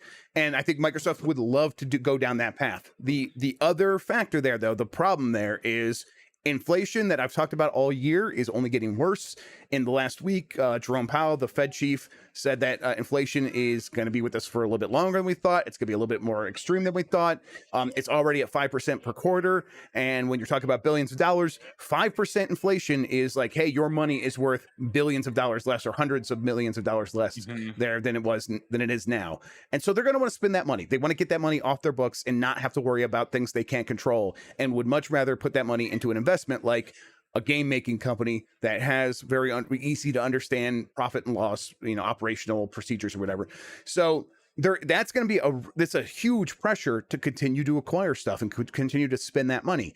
And they're going to do it in all kinds of different places. If you're a company like Microsoft, there's a lot of opportunities to acquire things that aren't game studios, but game studios are a pretty good investment that like pushes you towards your goal right now. So yeah, they're going to keep doing that stuff. I think that probably pushes up the timeline for some of these things, and maybe they do bite the bullet on something like IO Interactive, which I don't know if that's happened. This is speculation, but I do think that what we're seeing with them working with IO Interactive on a couple of games, and working with Avalanche on Contraband, it's like, hey, how do you work? How do you function? Are you going to be worth the money we're going to put into you? And I think Avalanche has missed a few milestones. I mentioned this before, where the Microsoft's like, oh, okay, so we expect you to do one thing, you didn't quite meet that. Is that going to be good? But if they come out with a great game, they probably will want to do it. The problem is they might not just have enough time to wait until then. So again, a lot of pressure to go acquire now. Yeah, so I'll tell you what, if you had to acquire one of them now, like the one that I feel like the one that seems like the safest bet would be IO Interactive. I agree. That's me, though. We love yeah, Hitman 3 is good. They do have the James Bond license. There's a lot of reasons why IO makes sense. Mm-hmm. But yeah, I guess we'll have to wait and see a little bit more. I bet we'll hear something before the end of the year. Steve asks, when will Nintendo buy Shinin? Jeff, he does a winky face. Is this another one of those things? What is Shinin? Shinin, these nuts, Shinin, your mom. Shit in I don't this know. bag. Yeah, I don't know. Shin in my hand. Shin in my hand. That's good. I don't know. I don't know. Shinin's a developer, isn't it? It's actually a thing. Say it again. Spell it. SHIN''E. Is it actually not a joke? No. Yeah, I'm like, you messed me up there. Like, yeah, Shinin's totally a studio. They make they're real. Yeah, Fast Racing Neo and stuff. Yeah. The guys made Fast. Yeah, they should just buy those people and make them do F-Zero. Yeah, everyone's like, see, we get so in our heads about this stuff. We're so worried. Yes, you guys have me all confused and scared and paranoid now. Oh man. Okay, yeah. Now people are saying that's the Fast RMX studio. Yeah. Yeah. So, Nintendo should definitely get them to do F-Zero. Is that the question? Yes, do that. I mean, is Nintendo going to acquire them? And if they did, maybe. Why wouldn't you? I mean, it's not as a sure thing as it was with Next Level. Like, Next Level made so much sense. And, like, Fast isn't a Nintendo game, or published game anyways, right? So, yep. Brett Bingham asks, Jeff squired Microsoft. Take two, fight my console war, you peasant. All right. He's going on with that. That's good. Brett Bingham also says, our ears are bruising, Jeff, after you tried to kill our audience with the Blast theme song. My bad. Yeah. Infernal Tim said, generous super chat, literally paying me to stop singing Wonderwall. I'll tell you, I'll do anything for money. So fair enough, good sir. Fair enough. That's the one line I always remember from what's the bobsled movie? The Disney bobsled movie. Oh, Cool Runnings. Yes, it's like they're trying to raise money for the bobsled team. And it's like, hey, we're the Jamaican bobsled team. And then the old man comes. He's like, I'll give you $5 to shut up. And they're like, yeah, I always think about that to myself. So yeah. Jamaica, we got a bobsled team. Right, yeah. Patrick Dennis says, Jeff, can you explain how the money makes sense for Square to keep Final Fantasy VII Remake off of Xbox? I'd assume Xbox would drop big money on Game Pass. Xbox 2022 odds for that one. I think I've also mentioned this week at some point, where it's like Microsoft's not going to be like, well, if you don't come with us right away, we're not going to work with you later. Like, Microsoft's going to be waiting for them, like, when they do want to bring it to Game Pass, so that option's still going to be available there. But the reality is, yeah, the money makes sense because PlayStation paid a lot of it. PlayStation set aside a lot of money, a huge budget, to do exactly deals like this, and they're going to keep doing it. So yeah, this is it's just the Sony's just willing to pay enough money to make it make sense. That's why it makes sense. I wonder how profitable Final Fantasy VII Remake was, because I mean, it was well received and everyone seemed to like it, but it was only on the one platform. It's no Luigi's Mansion 3. That's what I was about to say. It hasn't sold as well as Luigi's Mansion 3. It sold half as well until Integrate. We don't know about Integrate, but up until Integrate, it was half as well as Luigi's Mansion 3. Or maybe it's just like, man, Luigi's Mansion 3 again is sold so stupidly well. Like, what even happens to all that Luigi's Mansion 3 money? Is that what they used to buy Chris Pratt? Was that why they got all these Hollywood voice actors? It's like, we have $100 million we didn't think we would have because of Luigi's Mansion 3. We could just throw it at Hollywood. Yeah, maybe that's what it was. I all of their games are selling like that right now, though, like way better than you would expect. What is it? Clubhouse Games sold like 3 million copies or something like that. So right, getting close to Final Fantasy VII remake number. Right, exactly. Now it doesn't cost as much. It was like a $40 game, but still, yes, absolutely. Yeah, and there wasn't like an exclusivity deal that gave them some money too. But yes, right. You understand the point. Skitizzles, I think Skitizzles asks, Skitiddles. If the Mario movie if the Mario movie were to have an animated short before it based on another Nintendo property, like how Pixar does it, which property would you choose? Pikmin. I was about to say I wouldn't choose Pikmin, but it would most likely be Pikmin because they've already done those Pikmin animated shorts are fantastic. They are so good. My kids still watch them all the time. I have them on my I had them on my Plex server because the only way you could get them is if you were watching them on Wii U or 3DS for a very long time. They have recently put them on YouTube in a great quality. So people should go and watch those. They're just fantastic. If I got the pick, I would say Kirby probably. Kirby would be great as well. Absolutely.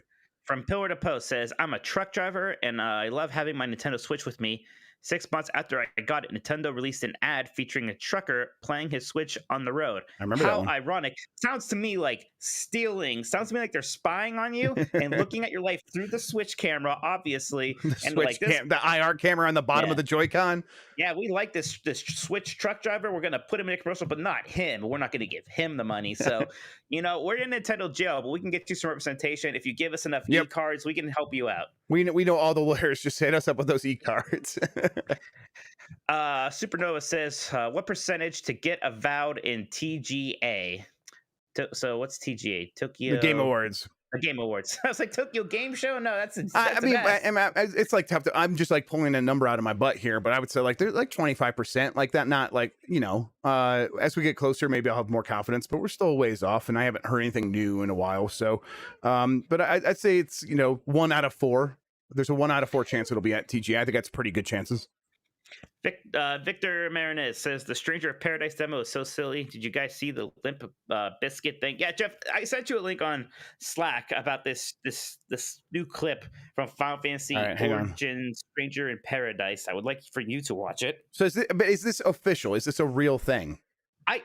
I think people have been inserting their own songs. I think what I sent you is the actual song that plays. Well, I don't know what it is. All right, hang on. Let me get it here. And I'm not 100% sure on that. This is the one I saw.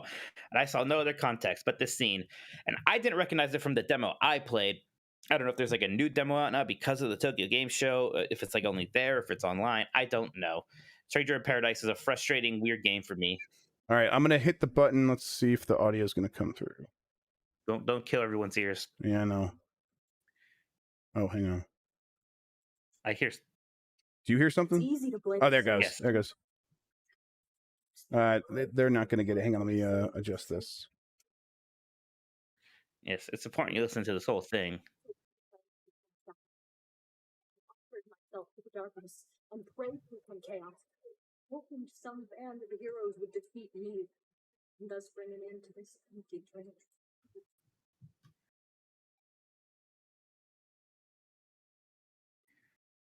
So they still can't hear. I'm trying to get it. Hang on.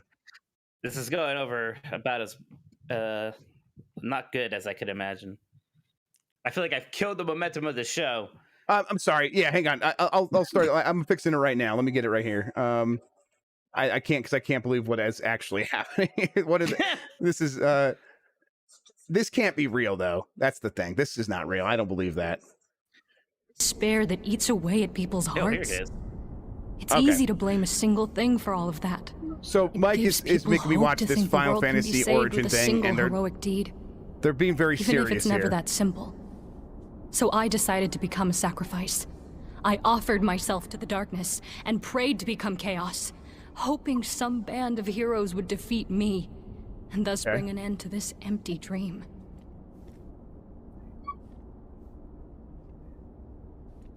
Bullshit. Okay.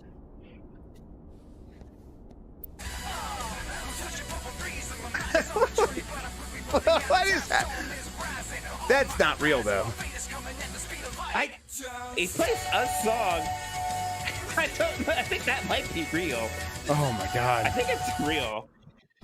Okay. I hate this game. Yeah, I kind of hate, but I love how much I hate it. I think.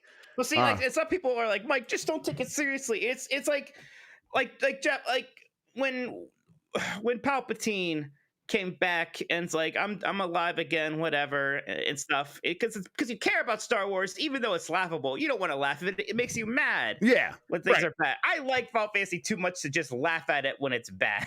But I understand that. I understand. That's fair.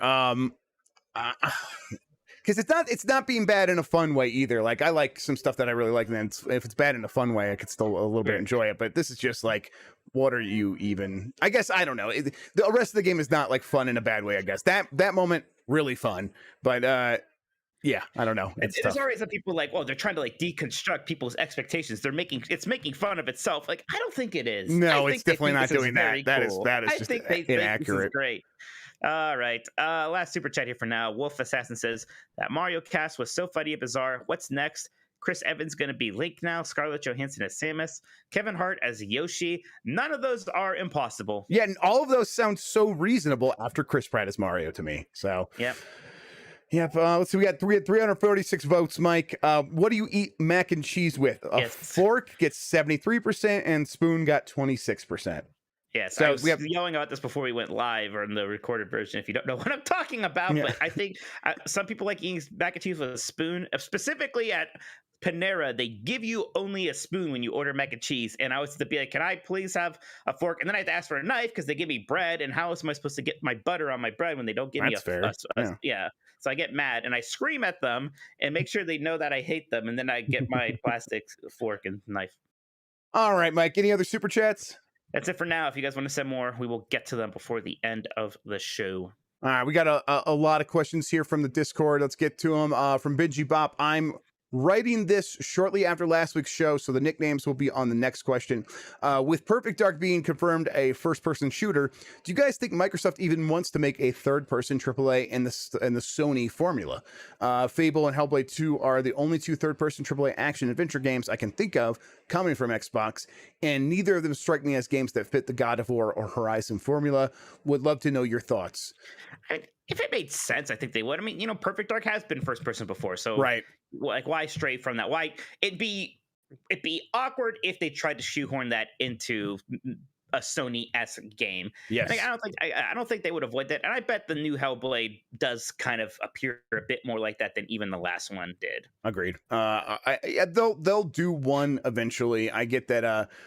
People are like, hey, you don't have to copy Sony. But I think what Cog over on the Iron Lord's podcast always says is just give me one, and I think they will eventually just give them one. Maybe it's what Bluepoint's making. I don't know. Well, Bluepoint is at Sony, so that would be weird for them to do that for Microsoft. Oh, never mind. Yes, I got mixed up there. I was still thinking about how mad I am at Panera. Yeah, you just stew in your rage, Mike. Stew in your rage. Got my wires crossed. Delta Prime 84. As I've mentioned before, I'm not a fan of the Epic Store because of Epic's seemingly stalled progress on adding new features and making the launch faster, or making the launcher faster. So I'd prefer to just wait for the Steam release. Do you know if Epic's exclusive period on games is always going to be 1 year, or are there options for shorter exclusivity periods? It seems like most of those have been a year. I'm waiting for Hitman to come to Steam. I mean, I'm playing on Epic as well, but like once it comes to Steam, I'm going to play through it again and like have my progress from the previous two games continue into that. So yeah, I think it's going to continue to be a year. We'll see if that changes. Like, you mentioned like the store progress is stalled.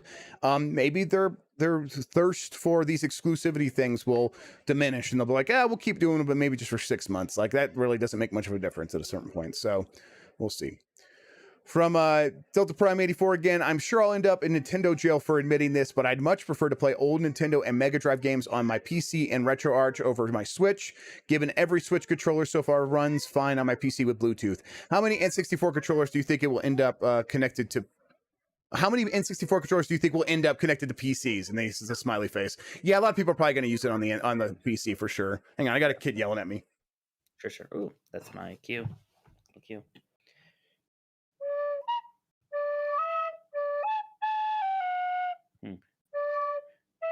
There it is.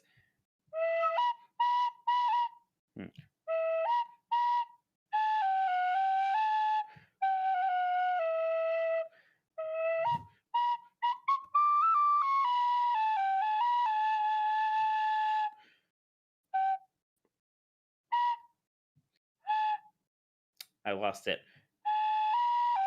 There it is.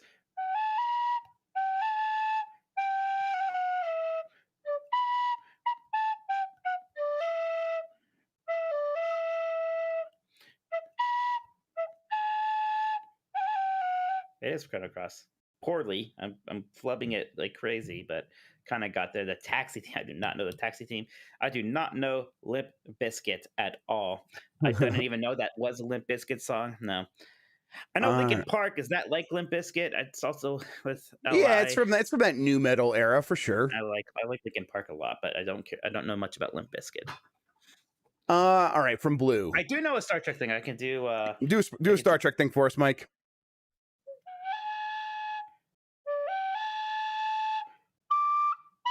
Yeah, that's a little bit Deep Space Nine that I messed it up, but close. I knew it at one point. I think they got the flavor of it. Yeah, Murphy Bree.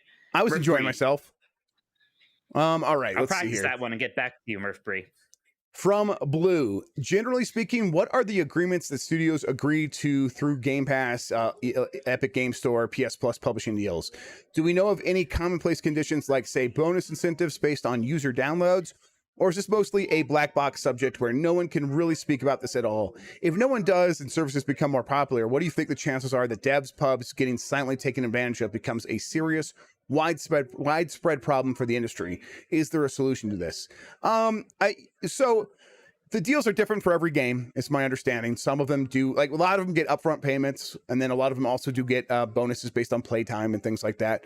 But if a game doesn't make sense to get a playtime bonus, they'll ask for more money up front, and that's fine. And Microsoft has been pretty good about that. Usually these deals also include conditions for not putting the game on other services for a certain period of time and stuff like that. We've seen that with PS publishing deals, PS Plus publishing deals, but that's true for everything. But at the same time, to speak to your point, it is also quite a black box where if a new developer is coming into the space, they might not know exactly what they can get, and there's no easy way to find out what those terms should be.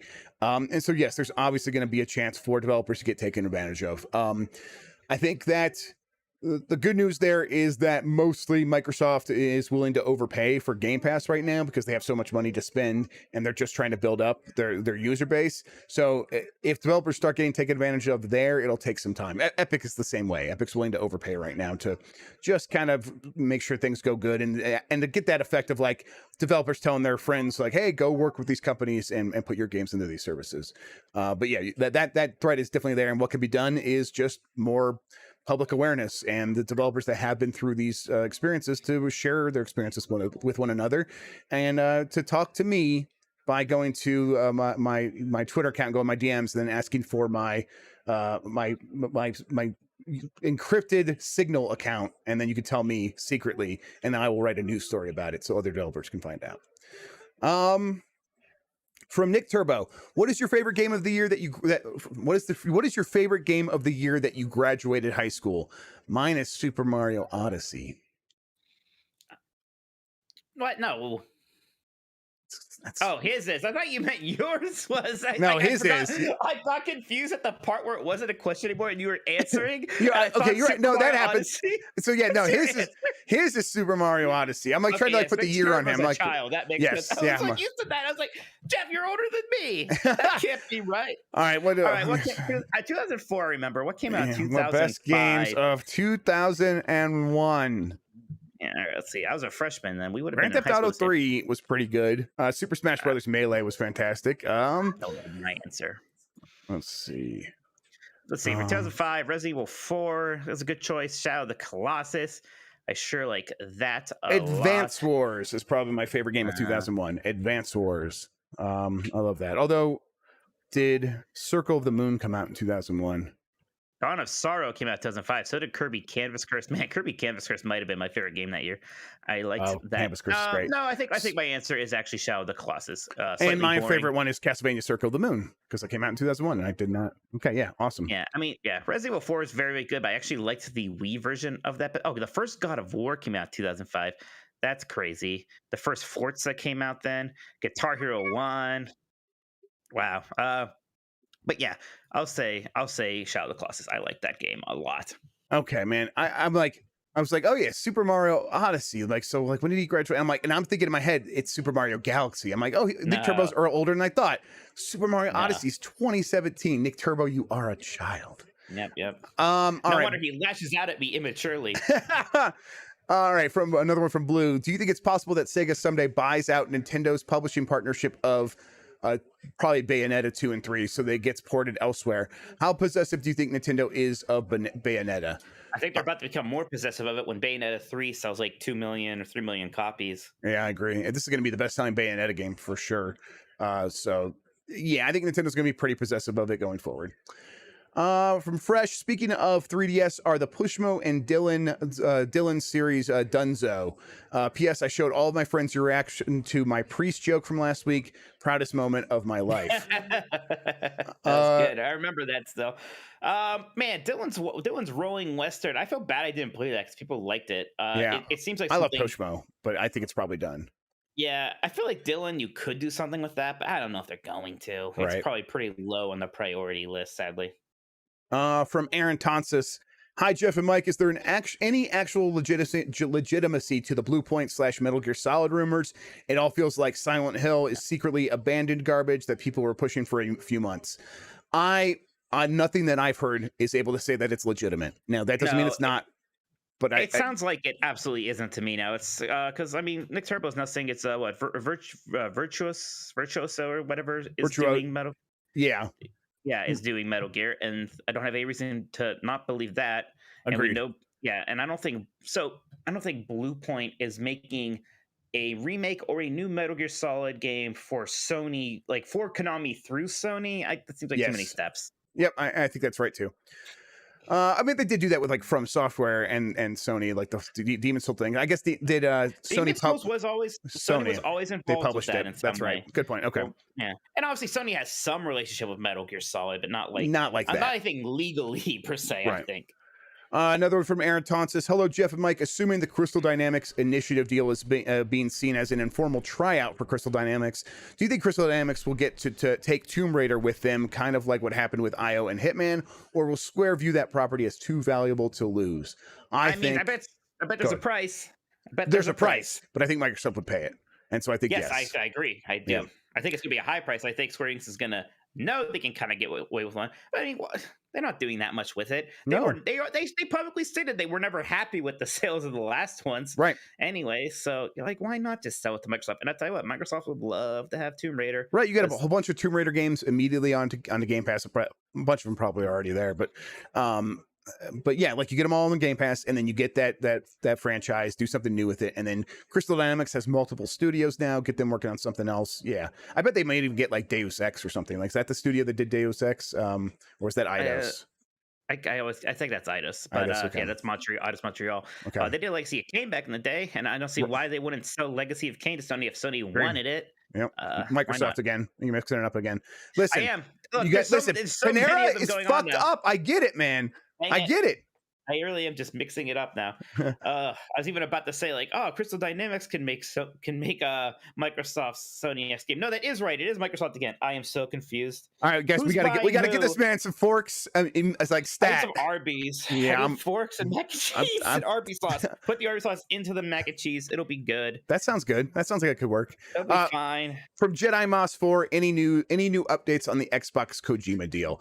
Nothing new. The last I heard was that they signed that letter of intent, and to me that it seemed like it's going to go forward, and we're just going to hear about it later. I mean, they were very, very lightly considering announcing it at E3. Like, that never went anywhere. Like, everyone knew it was too early, but they talked about it a little bit. So if they were like at that point at E3, we're going to hear about it probably before the end of the year.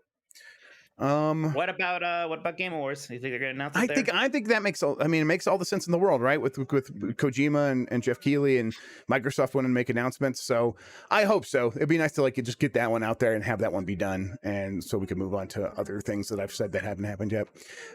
From Benji Bop, happy Friday, Jeff, Liquid Bones Grubb, and Mike Lightning Lane Minotti. Will you two be playing the Halo Infinite beta that's open to anyone who signs up for it? And if not, why are you Sony pony shills who can't stop playing Castlevania? Thanks as always. Have a great weekend. Now listen, I cannot stop playing Castlevania. I will cop to that. True. I'm thinking right now. I'm pretty sure I can beat Harmony of Dissonance before Metroid comes out. I'm like, am I gonna try to like squeeze Arya in between there? Because I don't want to risk like stopping halfway through Arya to play Metroid. I don't know, it seems weird to me. So we'll figure that out. I played a little bit of the thing last weekend, and I'm whatever it is this weekend. I'm in it, so I'm gonna play a little bit more. They're gonna be doing a lot of big team battle this weekend. I am traveling this weekend, so I think it's very unlikely I'm gonna have time to play Halo. So it seemed fun so far. The only thing that threw me off was so you can only pick performance mode and not or you can only pick like the graphics mode and not the performance mode or whatever, the one that prioritizes resolution over frame rate. Right. And in the actual game it was fine, but what I first started doing was like the training thing, and in there it seemed like it was 30 frames per second, and I was really annoyed and mad. But then when I was in an actual match, it actually felt closer to 60, so I was just a little confused from all that. But I think there's just actual pre-release weirdness going on with their training room running poorly. Right. And yeah, that stuff will get optimized. I think these builds continue to be pretty old, but it was fun. Felt like a very Halo game in a lot of good ways. Let's see. From Epic Open World, with the Konami news breaking today, am I crazy to think they should remake Symphony of the Night but in 2.5D? Wouldn't that sell a bajillion copies? That game is quite old at this point. Now listen, we don't need to go and ruin a good-looking game by making it look worse. Yeah, Symphony of the Night, like, I mean, 2.5D wouldn't look very different from what Symphony of the Night looks like right now. It's a very good-looking game. I mean, I still think they might do that. I think that'd be a relative waste of time. Just make a package with Symphony of the Night as it is, with Rondo of Blood, and just sell that, and that's fine. It makes something new. Yeah, make something new. Make a new 2D Metroidvania Castlevania game. TurboShaw told me that was a confirmed bug last week with the training room, and apparently it's fixed now. Okay, because that was the first thing I did was I went in that Halo training room. I'm like, this is running very poorly, and I was scared. From Epic Open World, which do you have more faith in to be good and revitalize the franchise, the Dead Space remake or the Metal Gear Solid 3 remake? No, it's not. We're not sure it's a Metal Gear Solid 3 remake. It sounds like it might be, but it's like what Andy Robinson said is like something related to Metal Gear Solid 3. Okay. So I'm not sure there. But I'll tell you what, I don't think that's a game that particularly needs remaking. Not that Metal Gear Solid 1 even does either, but it seems less so than even that to me. So I think I'm more interested in the Dead Space 1 actually. Yeah, and I've heard nothing but good things about the Dead Space 1 from people that have gotten the eyes on it. They say it looks incredible. I know we've seen a little bit from it, but people seem to be really impressed with what the team is doing over there. Yeah. Working from home with 3-year-old Sewerlink writes in to say, "Good morning, Grubby Minotti show. Do we expect any Nintendo platform related games news in the next week? Any surprises? Also, anyone watching the What If series on Disney Plus?" I was watching What If. I haven't had a lot of time recently, and then I started watching that Star Wars Vision stuff, which is incredible, like really fantastic. I really like that, so I'm probably gonna watch more of that first before I go back to What If. I haven't even watched Loki yet. I'm really behind. Like again, I say this, I don't watch many things, and if I have free time, I'm playing video games. Right. The only thing I watch regularly is my AEW. That's it. And then Nintendo platform related games news this week. But we're getting the Smash Brothers thing on the 5th, right? Right. So I think they've told us what's happening, right? That, and then we get the Animal Crossing stuff a little bit later, right? And then any surprises outside of that stuff. I think you're right. I think yes, there's not going to be any surprises outside of that. I think they've pretty much set up what they're going to be selling to us for the next several months, right? And then early next year, we might get the tweet saying, "Oh, and now Game Boy is in Nintendo Switch Online" or something like that. And maybe they held off on Xenoblade for the Game Awards, or maybe there'll be one surprise at the Game Awards. We think we'll hear about Xenoblade sometime soon, probably at the Game Awards. That seems totally likely.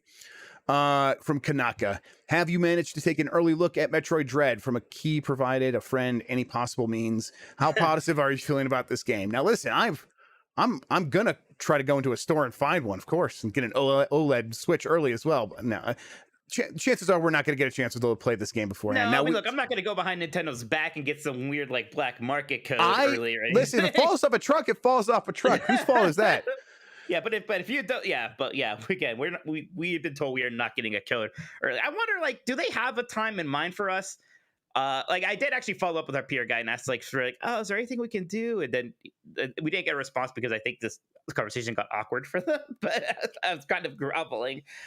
But I don't know what is it going to be like a year since the Mario Bowser's Fury thing? It's like, okay, guys, you're out. Or is this forever, Jeff? Is this the new normal? Is this just us? This is forever. Is this forever? Yeah, I don't know. It feels like it. I mean, listen. Right now, I'm expecting it to be a full year, and then I after think it's that, gonna be a year. If it's after a year, I'm gonna start to get a little indignant. I guess I am already a little indignant. I complain about it constantly, but like, maybe I'll get more so. Maybe I'll start saying more things. I don't know. Yeah, I mean, listen, we're still gonna play all these games and cover them the best we can, and they give us codes still once the game's out. So they do, and like, they invite us to the preview events still. I think it's still in their minds like we obviously can't trust these people to agree to the embargoes because of that mistake. And again, it was a mistake, but it was a small, honest one.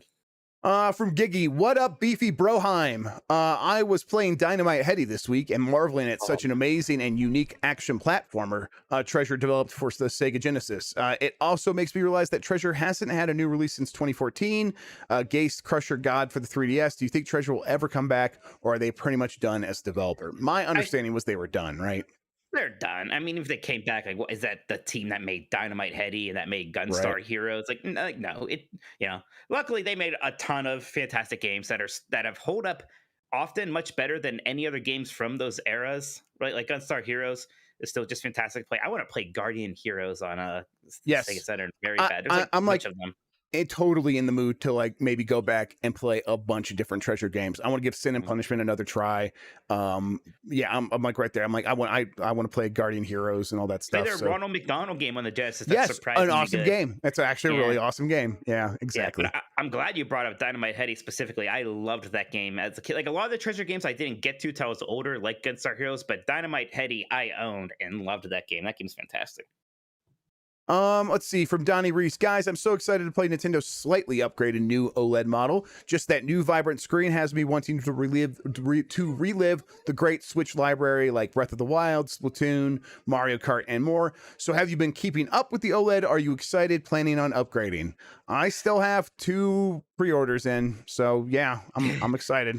So my one brother has 2 pre-orders, and like I can just buy one of them off him, and I guess I probably will, especially now that I have talked myself into there's not going to be a Pro. It's like, I guess I may as well get, or at least not anytime soon.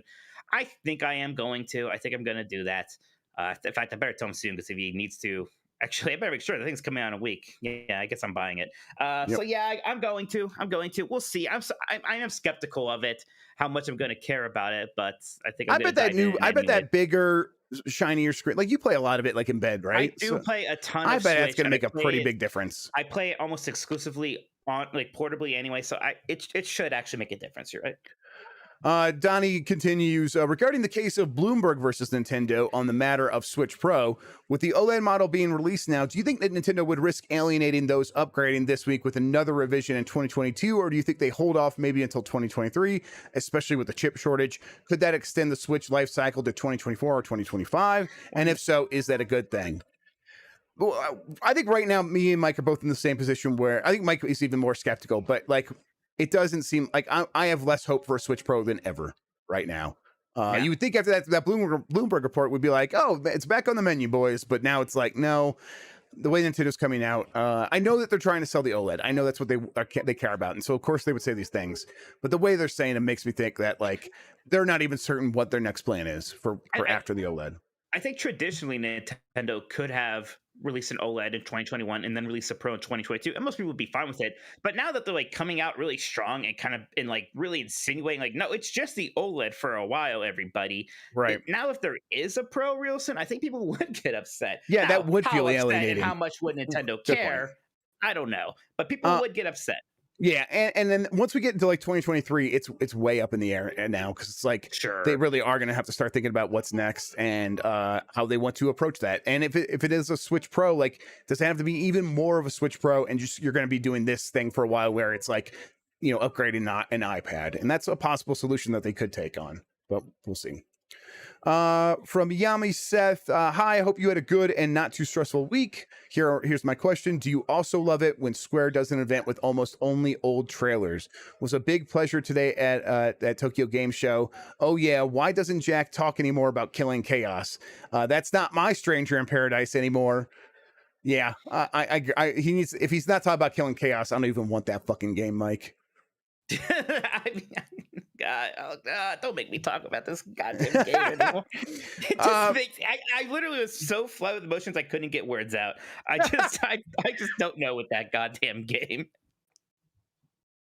From Nick Turbo, I might need help. I think I'm addicted to Picross 3D. It is one of the best games ever. All right, hang on, kids are yelling at me. I've never been a Picross guy. You love Picross.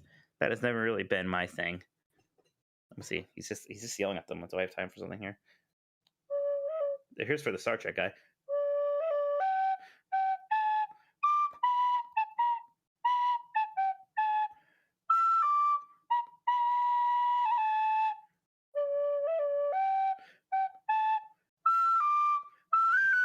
Well, that's not right.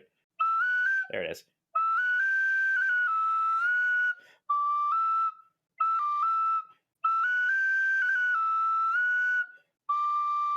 All right, I'm back. I see. I was just playing a little Picard song. All right, Nick Turbo says, I might need help. I think I'm addicted to Picross 3D. I played for my... You definitely need help.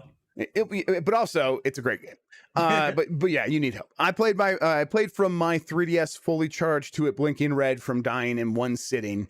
Can you please save me? No, there's no saving. You're just gonna have to play it all the way through. It's fantastic. Let's see. Epic Open World. Looking at what Konami has done to eFootball, are we sure Konami really wants to invest that kind of money it takes to make video games in 2021? Man, we should have talked about this, but yeah, so like they're re-envisioning of PES as a free-to-play game with what eFootball is a disaster. It looks real messed up in Steam history or something like that. It looks real bad. It looks fucked up. It looks messed up. Like when you look at it, it's like there's something going wrong here. It's possessed. But to me, that is still like the Konami that gave us that recent Contra game, right? This is Konami trying to like still release games from its franchises or games with using as little money as possible. And I feel like what is implied in that report about Metal Gear in Castlevania is that they're going to have to invest real money in that again, and probably have to either form new studios or like pick out real good studios to work on this stuff. Like they're not going to get the e-soccer team or the e-football team, whatever that is, to make the new Metal Gear Solid. Let's see. From Jimmy DeBra, what's the biggest scoop you had to sit on and couldn't talk about because it would have burned a source, landed you Nintendo jail, etc.? In the past, about Perfect Dark a while. No, you told me about Dead Space a while before it happened. Yeah, Dead Space for a while. Dead Space was one of them, and really, we did get in trouble for kind of spoiling the Dead Space thing, even though we never said Dead Space explicitly. So yeah, that was definitely one of them. I'm trying to think if there's anything else. Perfect Dark was kind of that in that situation, but not entirely, because like even then we weren't 100% sure it was Perfect Dark. But we knew it was Perfect Dark before everyone else. That was the thing. Everyone was telling me. All the other insiders were like, Jeff, I don't think that's Perfect Dark. And then they announced it, and I'm like, man, I wish I would have stuck to my guns there. No, you know. From Turbo Sean, happy Friday to my favorite meat fluencers. The older I get, the more I realize that you guys are right. Fall is a great season. Yes. It's hoodie weather. The leaves are pretty colors. New games are being released left and right. It has Halloween, Thanksgiving, and depending on what side of history you're on, Mike's birthday. I was going to say that. Good job. With fall officially upon us, the burning question on my mind is, how do you guys feel about pumpkin spice, pumpkin pie flavoring? I'm down with it. I am down with the pumpkin spice clown, as they say.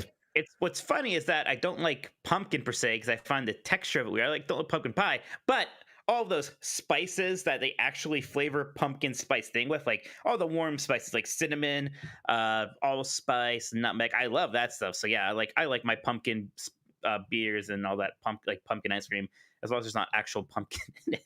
But yes, basically when it's just cinnamon flavor, I'm a big fan. I love pumpkin pie a whole lot. I'm not a big pie person in general. I'm not a dessert person. Right. I don't have much of a sweet tooth. I think that's why I like cinnamon. It's one of the least I mean, right. It can be depending on how much sugar you put on there. You're supposed to use a little bit, but it's mild. Yeah. Right. It has a flavor that isn't inherently sweet. It's just tree bark, right? Like when you put sugar into it, sure. But hey, that's always what I say. That's some delicious tree bark when I'm chugging down some cinnamon drinks or whatever. Yeah. From Low Rule, Metroid Prime's release was November 17th, 2002. If this remake is for the 20th anniversary, do you expect we hear about it early next year? Also, I can't believe Mike fell for the Mind Goblin joke. Yeah, I did on Discord. Somebody asked me about mine. They asked me if I was going to play a Mind Goblin in D&D, and that it was another Ligma thing. Yeah. Right. Of course, I could see that one.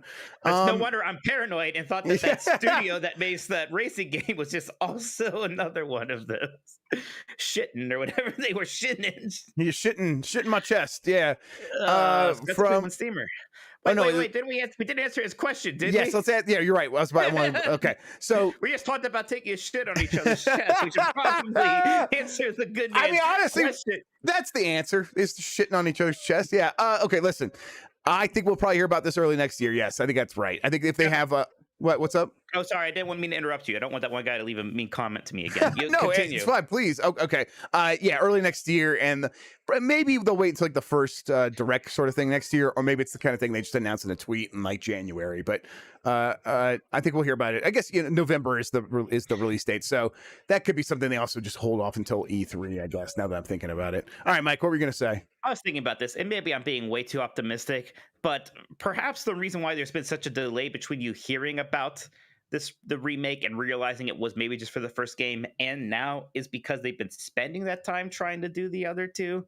I definitely think 2 and 3 have been worked on alongside this. Yeah, I just think at some point along the line, and maybe early on, they're like, let's just do Metroid Prime and we'll do it as an anniversary thing, or they got to a point where it's like, hey, we are getting close to 2022. And we still have this thing, and we love anniversaries right now. So let's just go for it. We'll just commit to Metroid Prime 1 right now, and then we'll figure out 2 and 3 later. Yeah. Okay. Plain milk's fine. From Turbo Sean, bonus question, Jeff, did you hear about Mike's adventure as a mind goblin this week? God, so everyone are reporting on me. Everyone rushed to the questions here to let me know what happened. So thank you for that. I appreciate that. They're all very amused with themselves. It was a perfect use of my sad Arby's emoji. I'll tell you that. From Jayton, hey guys, I haven't asked on here a while. Hope you're both well. My question is if you both have any pop figures or any other type of collectibles figures, such as Amiibo. Mike, what are those things behind you? Well, these are random things, really. I do have Amiibo collection, but that's kind of off camera. So I have a decent amount of Amiibos. My one younger brother has even more. I got a few pops before they kind of became a little obnoxious. On my apartment, I had like all the Guardians of the Galaxy, and I had them displayed. But I have a few pops. I was a big Beanie Baby collector as a child, so I was into that at one point. I still have a bin in the basement filled with Beanie Babies. So I'm certainly not above that stuff, but these days not quite so much. The Amiibos were cool because it was like obviously characters I loved, and then they would randomly be like, "Here's Shovel Knight," and like here's Simon Belmont. So I like that stuff.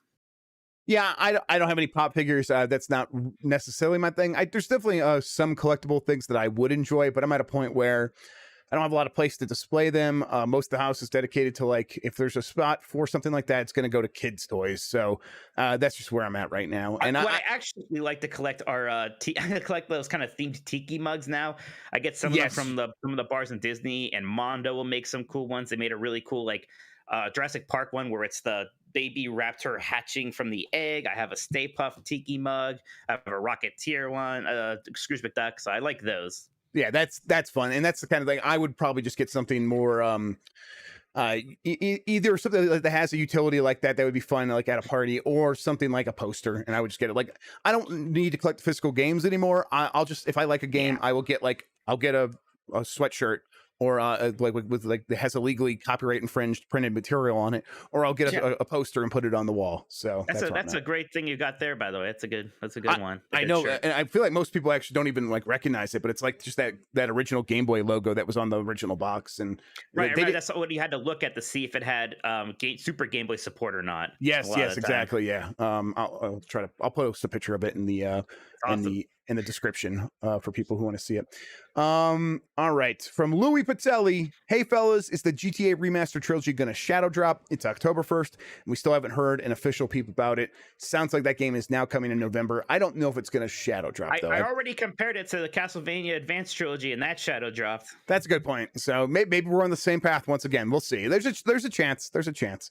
I just don't know what event would like reveal the shadow drop in November. Yeah, it's a tough one. Maybe PSX is coming or something like that, and they haven't told us yet. From Louis Patelli, is it just me or does Halo look like it's going to be more fun than Battlefield? Which one are you guys looking forward to? I mean, they're different enough. I think they're both going to be fun. I don't know. I'm not a huge fan of either. I think I'm slightly more interested in Battlefield. Something there seems interesting. I was more interested in Battlefield, and now at one point. And now it's like, it seemed, it's cooled off because it's like the people playing the alpha were like, I'm not sure.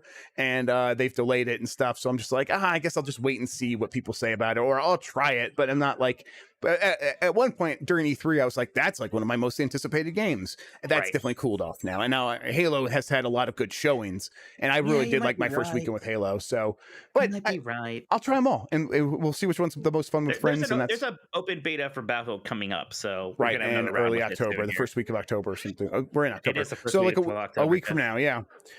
Okay. Got a few more and then we'll be done. Let's see, from Jimmy DeBra. From the pre-show, shout out to another Thanksgiving guy for the food and Lions. Absolutely. What Patreon tier do I need to reach for a game mess trip to the Lions Thanksgiving game? Yeah, I'll set up a special one. That'll be like $2,000 a month or something like that. Yeah. The real high tier lets you watch the Browns Super Bowl game with me this year. Someone, I think Christian was saying that to hear you pee on stream, you have to be on the high. I heard that while I was peeing. Don't worry. I don't know why I kept my headphones on while I did that, but I heard it all. I never know when you keep your headphones on or not. So yeah, okay. I'm lazy, so if I can't keep them on, I will, because that's a lot of work. Yeah, I understand, so man. It's gonna mess up your hair. Yeah, exactly. You're funny. I don't have hair. From Cole Knapp. Yeah, you talked about Pokemon getting Stardew Valleyed. What is another franchise you could see this happening to? So I said this and people did not understand what I meant. So let's explain what Stardew. I do now. Yeah, I thought about it. So Stardew Valleyed means it is an established sort of idea that's or genre that's sort of dominated by one thing, and then an indie game comes along and sort of steals its thunder a little bit. And I'm like, I posed the question, do you think Pokemon could ever get Stardew Valley? I don't think so, but I just wonder if people thought that was possible, that like an indie Pokemon game could come along and Stardew Valley it. But people are there other tried? Yes, absolutely. And I thought about it because what is that? There's another one coming up soon that like looks very much like Pokemon. It's like Koromon or something like that. Yeah. But I'm trying to think of other franchises that could happen to, and like it should have happened F-Zero, and it kind of did with Fast, but not enough. Not enough. No. Bloodborne, or not Bloodborne, Bloodstained. Yes, Bloodstained. Yeah, similar. Yes, you could say it has maybe, but like what's another thing that's like it almost has to still be going, right? Because they kept making Harvest Moon games, right? Right, and I was thinking like, maybe like. I think immersive sims were maybe prime for this before Deathloop. Like I thought like indie games were going to come along and like do like the immersive sim here, but that didn't really happen. And now Deathloop is here kind of dominating that space again. So, but it's not a franchise, but like Arcane immersive sims is kind of what I was thinking. But now Arcane seems so healthy under Microsoft that maybe that's less likely. I don't know. I'll think about this a little bit more, but Pokemon is the one that stood out to me so much just because it is like the same for so long, and there could be something that comes along just the ideal Pokemon game, but it isn't Pokemon. Well, the problem is, I think like where you can take advantage of that is that market of people like me who feel like a little bit like, okay, so this series is now for whatever the latest 8-year-olds are in a way. So maybe if you made something that was a bit more for like the lapsed fans or the older fans, maybe that could do something. But I don't know. Somebody just said The Sims. That's an interesting one because they haven't really done anything too interesting with The Sims in a while. It's just basically just been Sims 4 for a very long time now. It's almost to the point where I wonder if Sims 5 is in the works finally, because it's been a while. I think it has to be, yeah. Right, but who knows? All right, we're getting to our last few questions here. All these came in since we started. So let's start with Jimmy DeBra. Question for Mike. Definitely uses a spoon for mac and cheese Minotti. I'm going to go to the AEW show in Indy next month. Never gone to a wrestling event. Any advice or pro tips on where to sit or advice to make it the best time possible? sitting, I want to get too worried about that. Just wherever you feel comfortable buying in the price range. You don't want to try to sit somewhere where you can see the stage, because it's fun to watch the wrestlers make their entrances and see the videos. You don't want to sit somewhere where like the stage is like in front of you in a way that, like, not the actual screen, but like, perpendicular. So not perpendicular, the opposite of that, but you know what I mean. You want to see the stage well. No, parallel is what I meant. Perpendicular, I think, is actually right. Anywho, don't bring a sign. I know it seems fun, but you have to lug that thing around all day, and it's annoying. It's not worth the hassle. So don't worry about the signs.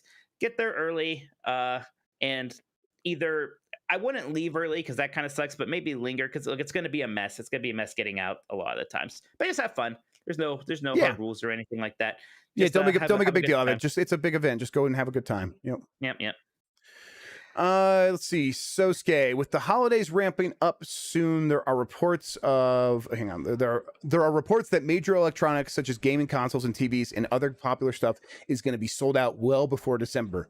Can we expect lots of restocks on consoles from retailers to push sales? They're going to try, but man, listen, I would say this is my advice to everyone listening. Get your holiday shopping done now. Right now. There's going to be shortages on everything. So, consoles are probably going to get restocked maybe once, maybe twice. They're going to sell out instantaneously. If you have been waiting to try to get like a console for like a family member as like a big gift, you're still going to be in that hunt that you were in since November of 2020. Start hunting now. Start right now. Take it seriously right now. Like that, you want as many chances as possible. Really, it's October. It's already not that much time. Right. There's not that much time. Now. Right. But it's by the end of this month, it's going to start looking, I think, pretty grim for people who are like, man, I want to get this thing for my kid. And now am I going to have time to get it? I think the answer in most cases for a lot of things that are sought after is no. So act now. All right, from Fresh, have you guys seen this ridiculous bullshit clip from the Strangers of Paradise demo? It's the funniest thing I've ever seen. And then it's the link. It's the link to that one that we just posted earlier, that we showed off earlier. So that's real, Jeff. He has bullshit in scare quotes. So I don't know if that means that that's fake. That's what he says. No. Remember, the guy says bullshit in it. Oh, the bullshit clip. Okay, yeah, man. Okay, man. If you already erased this from your memory, you only think about Limp Bizkit. I'm only thinking about Limp Bizkit, yes. That lady goes on the most generic JRPG rant of all time, and then the guy just like bullshit. Which doesn't even seem to make sense, because I don't think she's lying. I think he's just trying to say like shut up or I don't care, but they mistranslated it, so he says bullshit instead. I don't know. It upsets me. All right, let's go watch it one more time. The beasts. This despair that eats away at people's hearts. It's easy to blame a single thing for all of that. It gives people hope to think the world can be saved with a single heroic deed. At least she dressed up nicely before deciding to become a human sacrifice to the darkness. So I decided to become a sacrifice.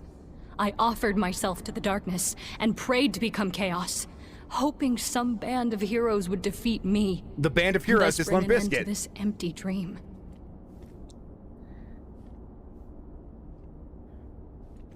Bullshit. Okay, this is actually fantastic. I'm sorry, but and he's not even wearing headphones. He's just playing it from the phone speakers. That is such a power move. Oh, okay. It is like a Kingdom Hearts that speech service. It could be from any awful generic JRPG dialogue ever, and that's why some people are like, oh, it's like a subversion of it because he's making fun of it himself. And like, I don't think that's actually what's going on. I think they just made a mistake or are very bad. I don't know. Please get this off my screen. Thank you. What else? Finally, from Nick Turbo, let it be known that Mikey likes to bully children online. Yes. Yep. Absolutely. Yep. It's a good pastime. That's correct. They're weaker than me. Do we have any other super chat? Yeah, that's who else are you gonna bully? Someone stronger? That doesn't make sense. Yeah. I got a few more here. Christopher Minotti, hello, says happy 50th Walt Disney World. That's right. Today is Walt Disney World's 50th anniversary. I've seen some very scary clips from inside the main souvenir store in the Magic Kingdom. That's like, I'm glad I'm not there. It's just people desperately trying to buy stuff that they can resell online later. Yes. So, oof. Yeah, gross. But yes, I remember going to the 25th anniversary 25 years ago. That's how math works. And thinking like, I wonder what it's going to be like when the 50th anniversary happens when I'm older. And now that's just today. And it's kind of a weird thing to think about. Space Dovahkind says, is there any chance Tango's new game is the other Silent Hill? They should also just call the game the other Silent Hill, by the way. Yes, That'd be they funny. really should, yeah. I don't think so. I doubt it. Supernova says, is Microsoft done with the acquisitions this year with a big smiley face? Jeff, it's your favorite question. Give me an answer here. I don't think they're done, but I don't think it's going to be massive either. I think we'll probably hear about it one or two more acquisitions before the end of the year. Interactive level. Yeah, maybe. Interactive directly. Yeah. J. Stud McLovin says, mashup by Rent Kill with fire. With fire. Kill with fire. Kill with fire. Oh, okay, man, I'm gonna bring this so wrong. Okay. Well, what if first IP was developed in the styling of the second WarioWare, Undertale, Castlevania, Metroid Prime, Pokemon, Bloodborne? Jeff, I'm not following this one at all. I need your help. What if first IP was developed in the stylings of the second WarioWare, Undertale, Castlevania? Okay, so wait, what if the first I'm not following it either. I'm sorry, J. Stud McLovin. Sorry, J. Stud. We're gonna need clarification there. We're gonna need translation here. Yeah. He's still here. I see him. J. Stud, we need your help. I'll just read. You don't have to tip us again. Okay. What if the first game was developed in the stylings of the second? So WarioWare and Undertale. Okay. Castlevania and Metroid Prime, and Pokemon / Bloodborne. So what if we got like a Pokemon that was like Bloodborne, a Castlevania that was like Metroid Prime, and a WarioWare like Undertale? Would you buy, rent, or kill which of these? Okay, it's the spaces that were problem. Okay, I would buy the Castlevania Metroid Prime, which is kind of just Laments of Innocence, to be honest, but like probably a bit more ambitious and better than that. I would rent the WarioWare that's like Undertale. That sounds fantastic. That is, and yeah, I would just kill idea. a fire Pokemon that's like Bloodborne. Whatever. This is he's the same for me. That's exact same for me. Castlevania, like kind of interesting Bloodborne Pokemon, but yeah, I would want to see it. But like we're just thinking about it right now, I would definitely want a Castlevania that was as good as Metroid Prime, absolutely. And WarioWare RPG that like it's like Undertale. Like I know we talked about that Spookware game, but no, give me WarioWare with all those characters for real in an Undertale universe. Great. That'd be fantastic. That would be ideal. So yeah, I'm definitely right there. Okay, anything else, Mike? That appears to be it. Okay, have you been playing any games? Because if not, we can get out of here. I mean, just Harmony of Dissonance. I think I'm like halfway through it, and I am liking it. It's also very good. That's what I've been playing since last night again. Got caught up on. Hey, quit trying to break my mouse. She's just trying to rip the cord out of the mouse. I've also been playing some Monkey Ball Banana Mania. Super Monkey Ball Banana Mania. I was the only one brave enough to give that game a quote unquote perfect score. Yep. I honestly though, I read your review and I thought it was pretty it was well done, and I think you're right. Like in terms of like once you started playing it multiplayer and that pushed it over the top, I think it's worth like recognizing that, because while that's not, most people are probably gonna just play it single player. People that go in there and like say, hey, I do want this to be a party game, like your review served them really well. So yeah, I'm glad you brought that in there. Some people who are like, maybe they're like way more hardcore Monkey Ball players than I am, are like, the physics on Monkey Target are off, or the physics on this are like, look, I haven't like still been playing Monkey Ball 2 since it came out, so I don't know, maybe it is a little different. I don't really care. It was still really fun. Yeah. I'm enjoying it. It's good. I do wish though, the one thing is that it doesn't have like the instant restart for like a level. I wish it just like at least no button to press where it just like instantly restarts, and I wish it had that. Like it's relatively fast, but I know what you mean. It's not Super sluggish. Yes, right. Mike, I think I'm ready to get out of here. How about you? I think I even maybe have an embargo I need to write in the next 30 minutes. So all right, everybody, we're gonna get out of here. Mike, tell people where they can find you on the internet. Find me on Twitter at Tokoto, Tolkoto. The new 90s Disney came out today. I want everybody to listen to this one if you have any interest in Beauty and the Beast, because we directed the films. We interviewed the film's two directors. It's our biggest interview yet. We are really happy with this episode, so please listen. I will grovel for your attendance on this one. Send it to anyone you know who likes Beauty and the Beast. Jeff, I'm gonna even make you retweet it later. Yeah, you're massively more popular than me until I still have your fans. Yeah, fair enough. I get that. Just until that moment where it finally flips over and everyone becomes your fans. I understand. Go listen to that 90s Disney podcast. I like that show anyhow. So And it was International Podcast Day yesterday, so celebrate by listening to that. That's right. I am Jeff Grubb on Twitter. Come join the Discord, come hang out with us. If you're listening to the audio version and you want to be involved, you want to interact with us, we do this live every Friday. Come hang out with us. It's always a lot of fun. The chat here is always a good time. And if you have a question, you can always join the Patreon, patreon.com/GameMess, or you can get in here and send us a super chat. People do that, and we get to all of them. We always get to all of them. So it really helps make the show really good. Mike, I'm going to a hot air balloon festival this weekend. I'm gonna go see like hundreds of hot air balloons up in the air. I don't know if we're gonna get in one, but we're gonna watch it. And I think we just want the kids to kind of see that, and then we're gonna do other things in that area.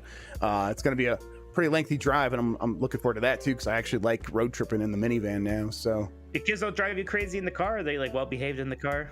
It depends. Definitely sometimes they lose it a little bit, but for the most part, they like enjoy car rides, and we give them tablets and stuff. The problem is that we have the TV in the car, but they're still turned backwards because they're in car seats. So I'm like, I can't wait till they can turn around. I can just like put on a movie for them and give them headphones, and like that'll be that. Sure. But yeah, for now they're mostly pretty good, and my wife handles a lot of it. Of course, I'm driving, and she does that stuff. You got any plans this weekend? We're going out tonight. I think there's an Oktoberfest at one of the local brewery bar things here. We're going to do that. And otherwise, I hope to just relax a bit. I'll probably go to my nephew's flag football game again on Sunday. That's always fun. Cool. All right, everybody. We're going to get out of here. Until next week, have a good one. Take care of yourself, and goodbye. Bye.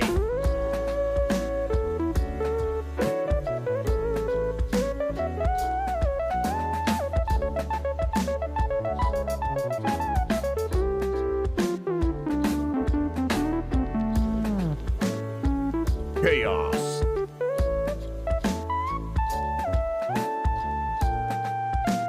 Bullshit. I'm gonna play some Limp Bizkit.